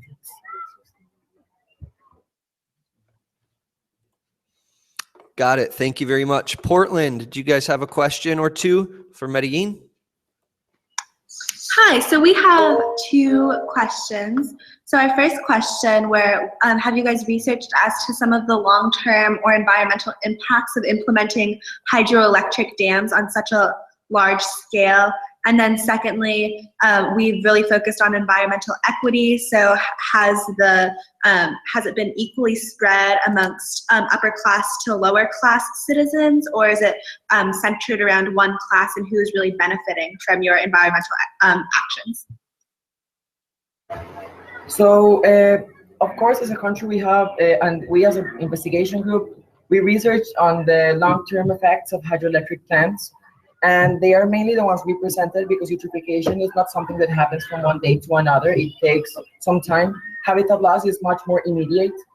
But also we have a very clear example that is called the Hydroelectric El Quimbo. It was built and it had many environmental problems after some time working. And the government had to choose between closing it and save the environment or keeping it open to produce energy. Because as we mentioned, right now we're in a very serious drought. Like Colombia is a tropical country, we have a lot of water, but right now the phenomena and natural climate change is making us pass to a big drought. So we have an electric crisis. So the government chose to keep it open, and they're trying to implement later some environmental solutions. So the second question, and my partner Nicolas will answer it. Also, regarding the first question, we do know that hydroelectric plants, they produce a lot of greenhouse gases because of the water that is kept.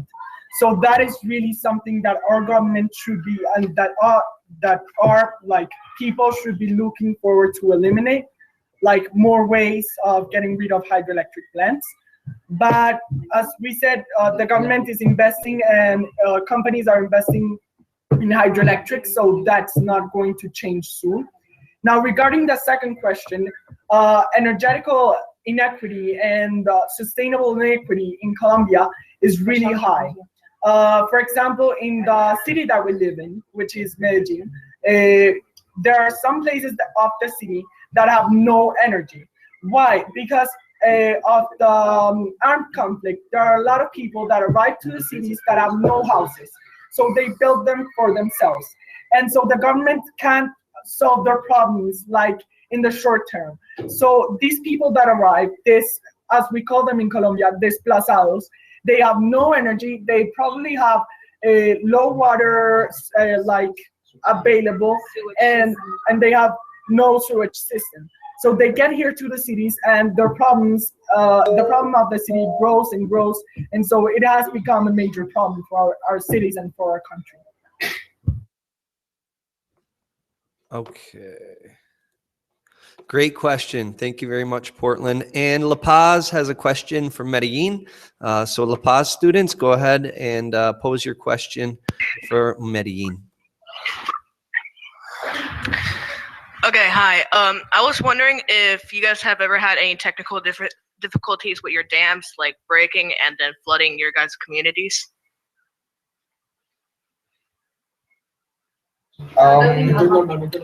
So it hasn't really come to that. Like never has it been like a major scale flooding. And besides that, our country is it's very mountainous. It has a lot of mountains.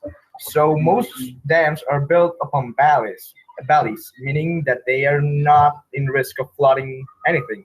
Besides, they're building pretty isolated areas. So yeah, that isn't really that big of a risk.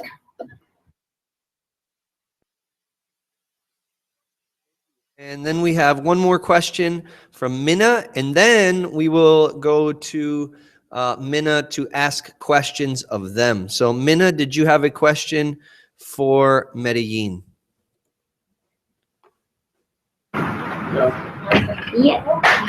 Yes. My question is there immigration controls right now in Colombia? Well,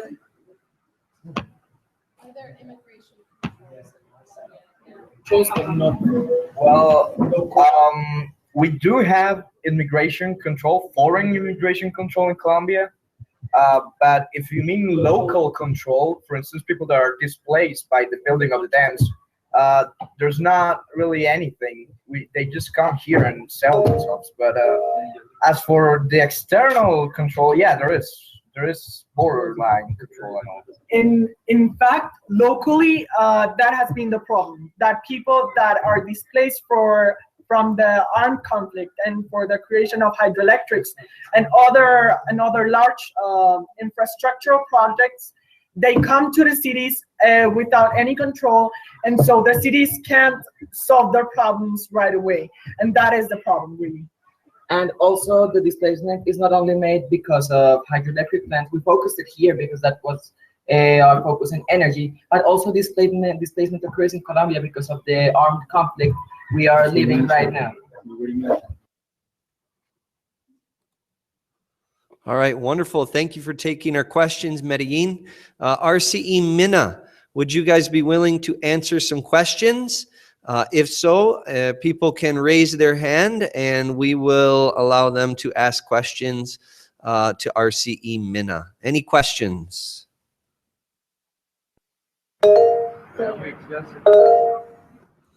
Okay, looks like the questions are coming in. La Paz School, would you like to ask a question to RCE Minna?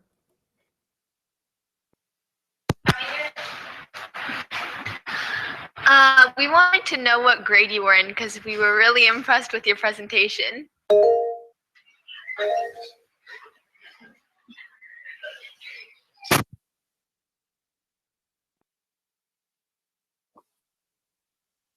She's in seventh. Yeah, Zara Idris Banti, I am ninth grade, while my partner here is seventh grade. We hope we've answered.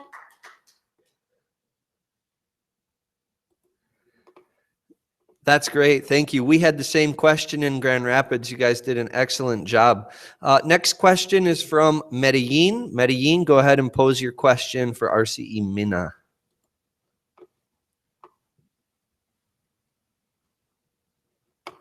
Oh, microphone. Hi, girls. We were really impressed by your presentation. It was very nice. We have a question. We noticed that in your presentation, you said that the solution was to check, for example, how to prevent the floodings with hydroelectrics. But has there been any infrastructural solution for these problems? That's the problem we're having. The government, for instance,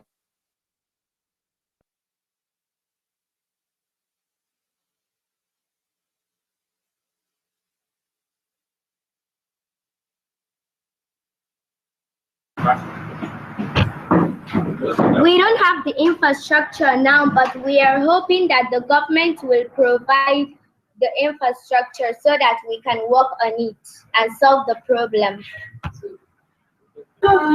Okay, thank you so much.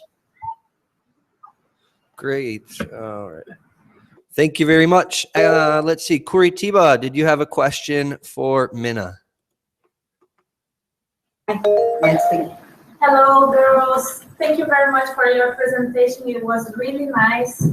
And we would like to know about the a specific term that you used, that is, I think, epileptic power supply. We don't know what this means. Can you explain to us, please? Thank you.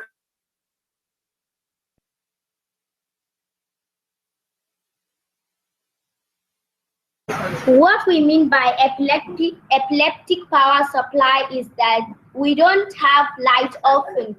We don't have constant electricity. Electricity comes and goes, so it's not constant. That's what we mean by epileptic power supply. And also that means the electricity is not stable.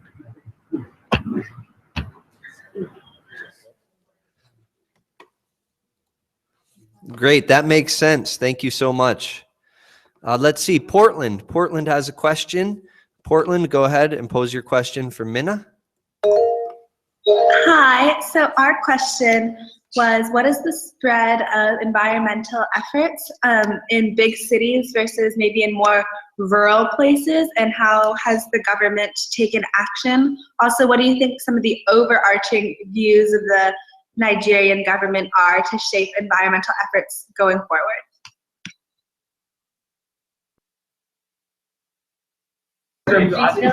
Repeat your question, please. We didn't get it.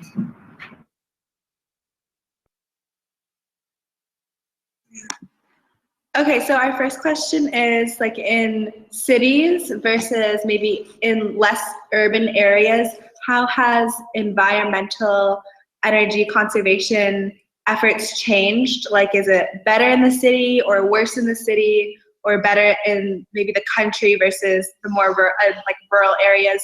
Which is better or worse? Also, we really loved your presentation too.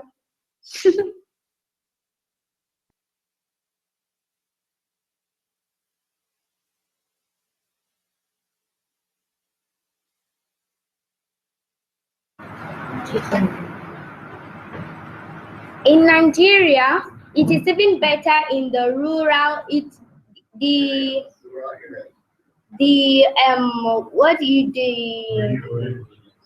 In rural, the flood affects rural areas mostly, because in the cities there are more advanced, there are more infrastructures to help to reduce, to help to. Maybe let me come to their aid. We're all here for them. You raise a very fundamental question. I know you're not seeing me very well. The issue of electricity, I like the question somebody raised, what is epileptic? And more often than not, the light usually come and go, which they answer very correctly. The issue of infrastructure, that is a very, very serious problem that we are having. And if you are following the trend within the last 7 months of this new government, what they are working on is to provide infrastructure. There is serious deficiency in infrastructure for almost most of the things that we need to make life comfortable. For instance, road. Secondly, electricity. So even if, for instance, Niger said, like they mentioned in their presentation, we have 3 existing hydroelectric dams, 3 that is generating hydro for Nigeria, while the 4th one is coming. But interestingly, even the village that is close to that station or this station, they don't have electricity because the infrastructure for transmission is not adequate. So the environmental impact, which is now to your question, is really very high in these rural areas where they have the greatest and largest impact of flooding. The moment the water from the dam is released, then these villages will completely be taken over. But the government is thinking of solving this problem so as to reduce the impact on the community and provide them with infrastructure. I think that's where we are on this. Great, thank you very much. We appreciate that. Grand Rapids, we have a question for Minna. Hey Minna, great presentation. Really loved it. Especially liked the information about the street lights. That's really cool, and I think we should do that here too. One of the things I was curious about is you mentioned the energy support group, and so I was just curious. Well, first of all, how long has it been around? Because you said it was current, and so I was curious, was that started under President Buhari, or was it before then as well? And then I was also wondering, what do you think they should do? What should be changed? Thanks. Yeah, I think this is where we need to explain for them. In their brief, when we were preparing the presentation, there was a question, is there any move towards renewable energy? Based on this question, we were able to, lay our hand on a very good presentation, which is going on. We call it Nigeria Energy Support Program, which is being sponsored by European Union and German International Corporation. The idea is to provide communities that are off-grid with electricity using small hydro and solar. So the program started, like you rightly mentioned, before the coming of the administration about 3 years ago. There has to be a research, there has to be a kind of EIA to understand which communities are off-grid, meaning there are some communities, if we were to say for the next, for instance, 10 years, they will not be connected to grid and they cannot get electricity. And if we want development, this community needs to be assisted. So because of that, the German government and European Union decided to have this project. I think it's about 20-something or thereabout million euro, which is for about 5 states, not only Niger State. We have Niger, Ekiti, Plateau, Sokoto, and one other state. So we are using as a pilot, but with the coming of this government, they have agreed to scale it up.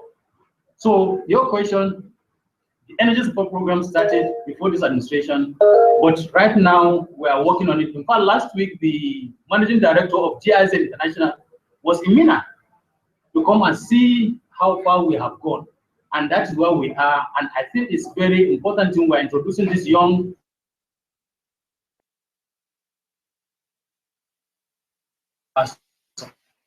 solar energy so as to conserve the environment for future generation.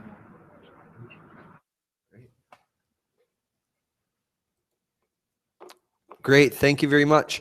Looks like we have one last question for Minna from La Paz, and then we will take questions for Curitiba. So La Paz, did you have a question for Minna?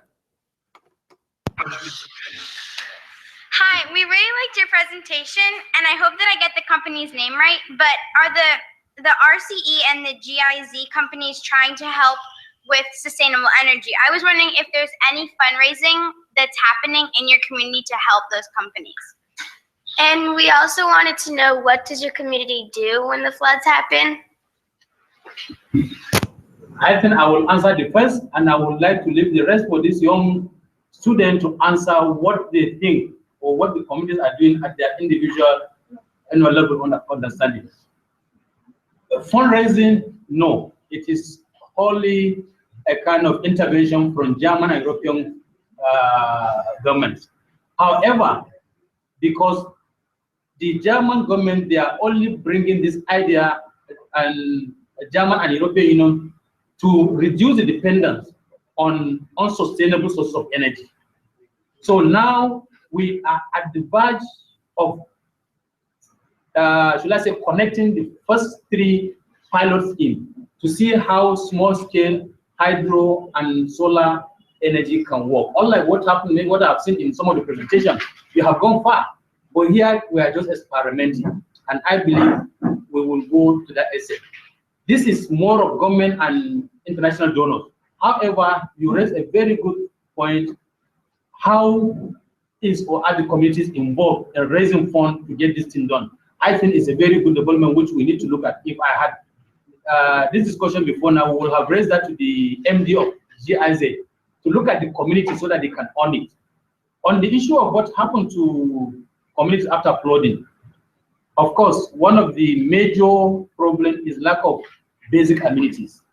And I believe we, as a government, I know for Niger State, we are the largest, let's say, victims of flooding, because we have the largest body of water in Nigeria. So if there is anything, the disaster relief material which is being given by government is helping them to get them on their feet. But these young children, they are from communities. Believe you me, they can tell you what is happening maybe at their various villages. How are people surviving, for instance, after flooding? I will leave you with them so that they can put their final word on that from their own individual experience. Thank you. All right. Like me in my villages, what happens is they relocate the victims and they provide materials for the victims. Now what happens? In my own region, government provide more awareness for people so that they'll be conscious of his or her environment, like when most especially they organize advertisements on the television so as to sensitize the awareness in my region. Thank you. They're articulate, aren't they? Wonderful. Thank you so much for your perspective. Thank you. Very good. All right. Excellent. Thank you, Minna. At this time, we would like to pose questions for Curitiba. So if folks have questions for Curitiba, please raise your hands and Curitiba will answer questions. Any hands? Montessori, go ahead and ask your question to Curitiba, please.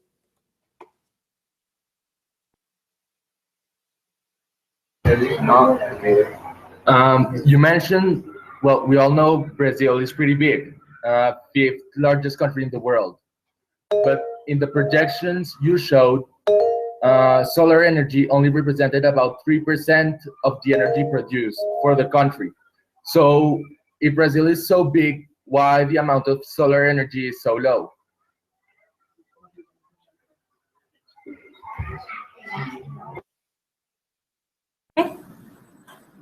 Hey guys, thanks for your question. So the biggest problem of this kind of energy in our country is the cost. It's very expensive. And we don't have so many incentives of the government for implementation of this kind of energy. But the problem actually is really, really, really expensive. The really expensive kind of energy. And the material is not from Brazil. We get from another countries.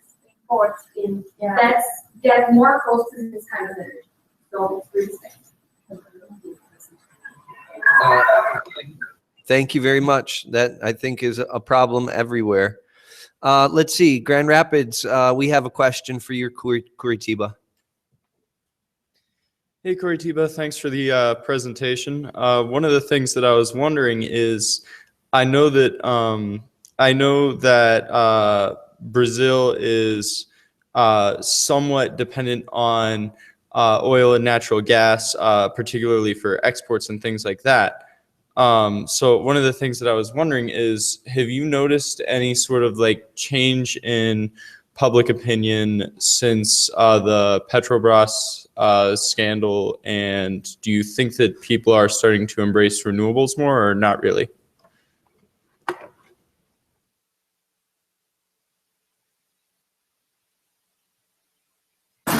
Hi, thank you for your question. Yeah, we know that it's been like, it's a huge scandal here in Brazil, and we know that it impacts sometimes in this energy problem, but we don't use like petrol and the petrol and fossil fuels so much as to like impact our energy production as like we use in homes and everything. The impact was really as fuel for like vehicles like transportation, like our gasoline, like our price of gasoline here like exploded last year, sorry. And this impact was real, but in the energy price and the question that I pointed for you, like Gio, what you asked well, it was not a huge impact in this price and everything. Just the gasoline and like for the transportation. Sorry. Great, thank you very much. Let's see, La Paz. La Paz, do you have a question for Curitiba? Hi, Brazil. Thank you so much for the really nice presentation. We have two questions. Come on. Okay, so the first question was that you said that there was a drought happening. Is the drought still happening? And if so, what are the long-term effects for sustainable energy? And can you please clarify the percentages of your fossil fuel energy? Primeiro é da C. Related to the drought, yeah, it's still happening, especially in the southeast of the country, but it's not as critical as it was in last year. So it's getting better because it's raining more, but we still are facing this crisis and it's still impacting a little bit in the electricity system. About the next question was, sorry. Can you repeat the second question? We don't get it, sorry.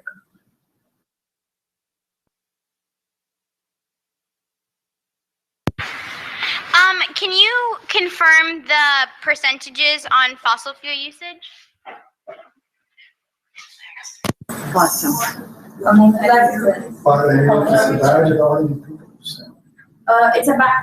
It's about 30% or between 20 and 30% of our power, yeah, sources, and but it's more for like coal and for thermoelectrics industries. It's not so much as petrol. And let me check properly. It's 17%. Sorry, 17%. Great, thank you guys. Portland has a question. Portland, go ahead and ask your question for Curitiba. Thank you, Portland. Hi, so we were wondering about the environmental effects and some of the environmental actions in relation to the upcoming sporting event, the Olympics, and some of your previous sporting events, such as like the World Cup, and how those two things have existed together in Brazil. Also, we were wondering which format, like what model or platform you used for your presentation, because we thought it was so beautiful. Especially like that.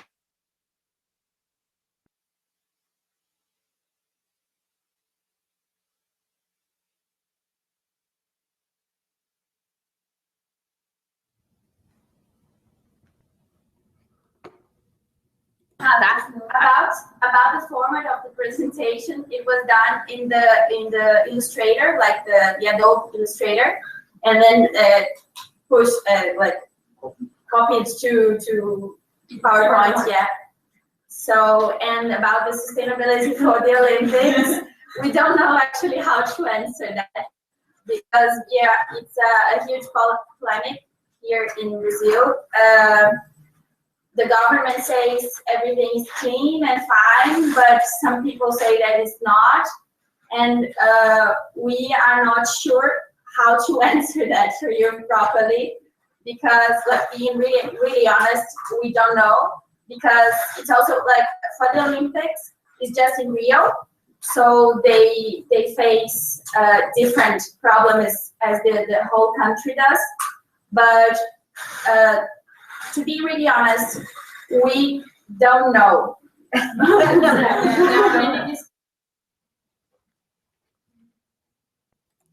No worries, thank you. Thank you very much. All right, looks like Minna, RCE. Minna, do you have a question for Brazil? Yes, we missed the part of the presentation where they were presenting about peaks. So please, can you make a recap about what you meant by the picture of those peaks we saw on the screen?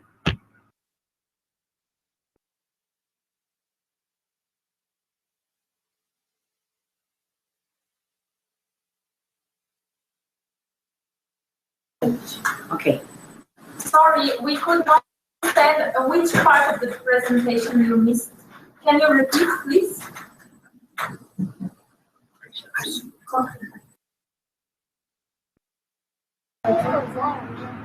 What I said was, please can you make a recap about the picture of pigs we saw on the screen? Pigs? Can you hear me? P-I-G. Pigs.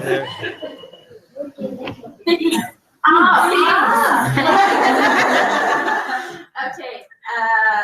The pigs is for the biomass energy. You want to talk about it? Yeah, the biomass is one of the kinds of sources, alternative sources that we have, but it's not as usual as the other sources, you know.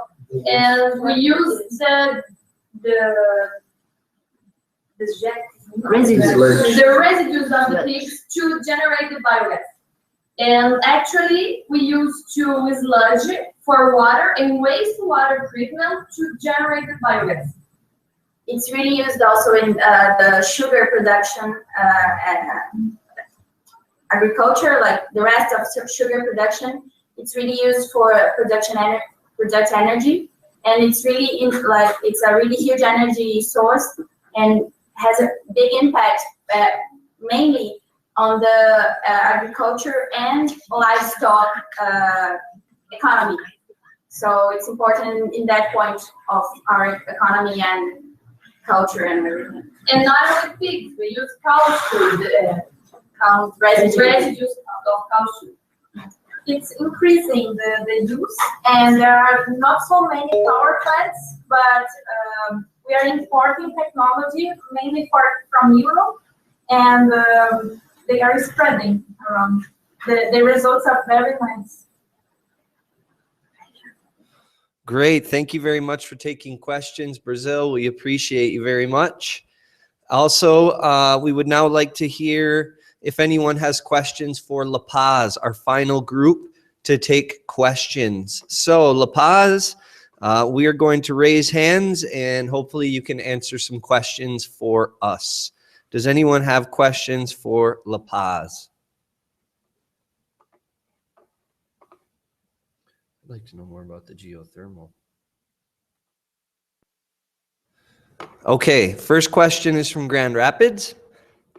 So my question is, I've had a chance to visit some of the fumaroles there in Costa Rica, and I'm wondering why isn't there more geothermal energy production, as it seems as somewhat limitless. So I'm wondering why there isn't more geothermal energy production in Costa Rica.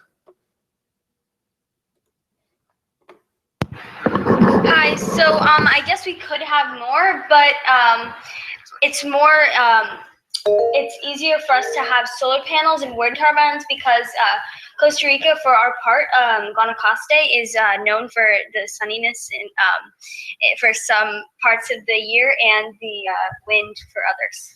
Yeah, also, much like Colombia, we like to resort to sources like hydroelectric, which I was talking about, because they're cheaper and they are actually more renewable.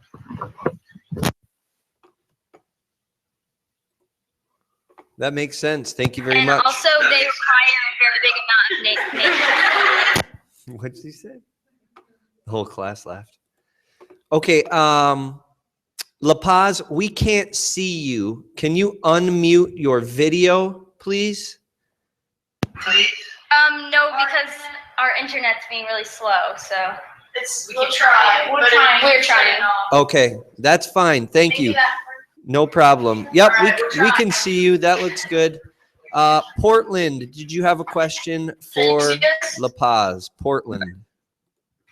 Hi, yeah, so our main question was, how did you guys get your solar panel and like how did you implement it? Like it seems like that is so cool that you have one at your school. And we were just wondering like the steps to getting there because like, we talked a lot in our presentation about like education and like involving youth groups and like even like at our school, like we don't have that sort of awesome solar panel, wind turbine stuff going on. We were just wondering the process that got you there. Yeah, we go to a pretty liberal, progressive school that's interested in the environment, but there hasn't been a lot of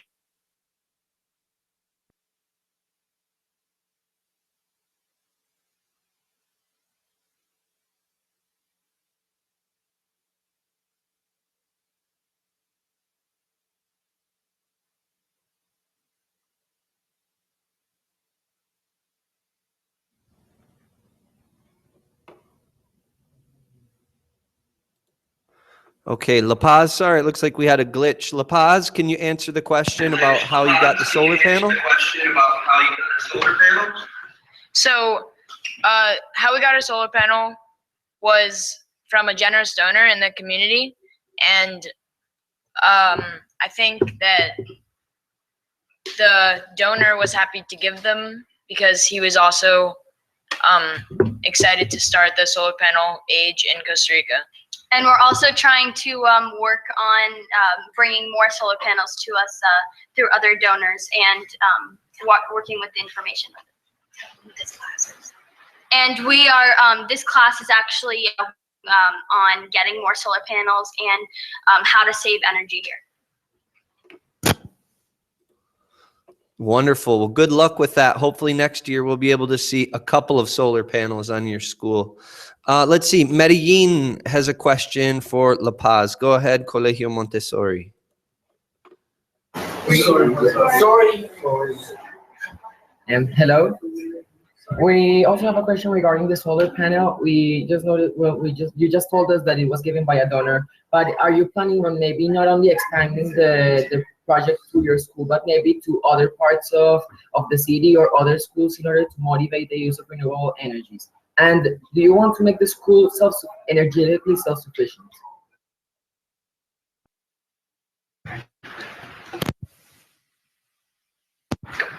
Yeah, okay, hi. So as of now, yeah, we have one solar panel at the school. However, the community in Costa Rica, specifically Guanacaste, there's one specific company that is really trying to get people to start using solar-powered air conditioners, for example, because especially in the expat community, that's something that takes up a lot of energy and money. So yeah, that's one project, and there are many more. Thank you. Very much. Curitiba, did you have a question for La Paz?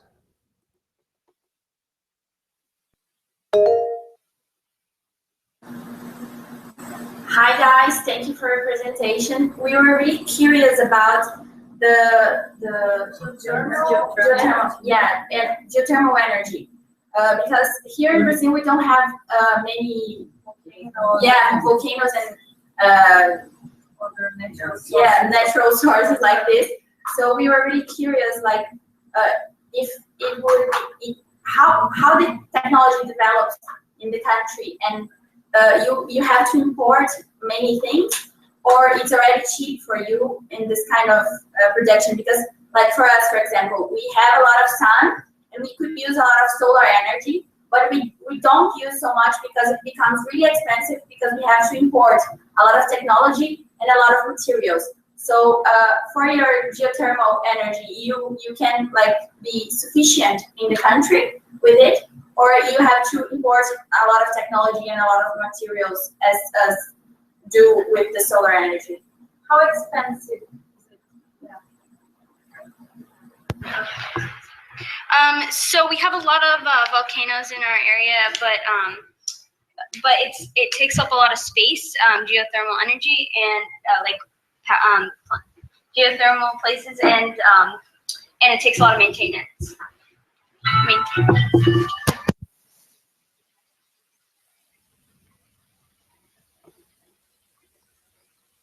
Great, thank you very much. And I think this is our last question for the conference. So RCE Mina, did you have a question for La Paz, Costa Rica?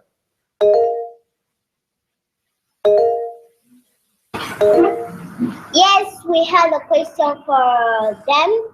My question is that Do you have any energy support organization in your region, or do you have any organization support group?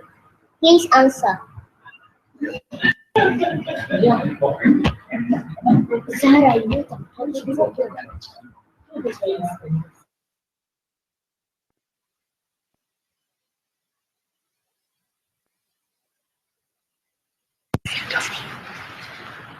So we work with many electric cooperatives, sorry, such as Cope Guanacaste. That's one big one that we are very involved in.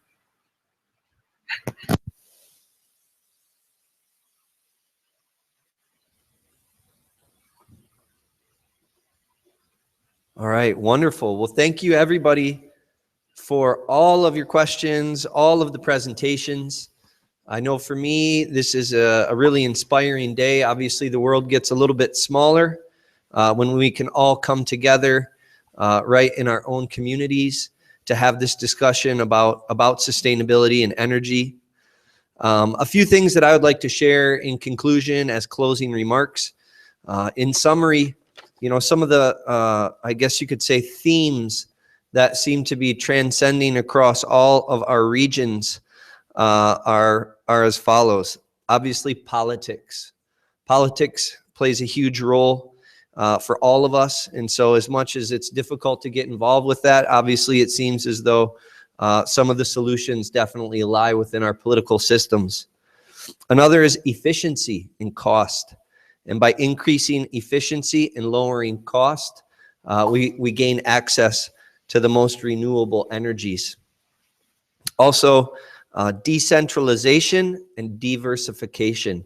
So by decentralizing energy controls and diversifying them, we gain access on a micro level and on a local level. And again, through that, we lower cost and increase efficiencies. Sharing our expertises and successes, I think, is another theme that's super important for all of us. I know for me, I've been able to gain insight about our energy use here in the United States as it compares to countries around the world, and gain a better understanding of what we need to do to increase our sustainability. We have obviously the technology to become a more sustainable planet. With current technology that's available, if we were to capture all of the solar energy that falls on the country of Spain, there is enough solar energy produced there to supply the entire world. The same goes for the state of Nevada as it relates to the United States. So we have the capability, we have the technology, but we need you all to take the lead. So the youth are the next world leaders, the people in this conference. We know that you're doing the good work. We know that you guys are making the difference, and it's inspiring for me. So I just want to give a huge thanks to all of you for taking the risk to share with us, you know, about your systems, and it's very inspiring. I'd also like to thank all of the partners involved, the RCE organizations, the teachers, and the administrators. Thank you so much. It's a lot of work to pull this off, but I think for us, it's been very much worth the while. I'd also like to give a huge shout out to our technical support here at Grand Valley State University through Norm Christopher and Vince St. Germain, and administrative support from Sharon Munsky. So thank you all so much for making this a possibility. Couldn't have done it without you. I would like to say that we will be sending out certificates of participation for all participating students to be sent out. If you could please email me, Ryan Huppert, the names as you'd like them written and the appropriate postal address so that we can mail them to you. That would be much appreciated, and we will get those out in the next weeks. I'd also like to announce that we would like to continue this process with our 4th annual Youth Virtual Conference a year from now in March, and the focus will be on climate. So stay tuned, and please let us know if you're interested in participating. Finally, the recording of this conference is available at the website that you see listed below. We will email the link out to everyone so that you can see the recording that will be archived on our website. So without further ado, I'd like to thank everybody who participated. Thank you so much and have a great rest of the day wherever you are in the world.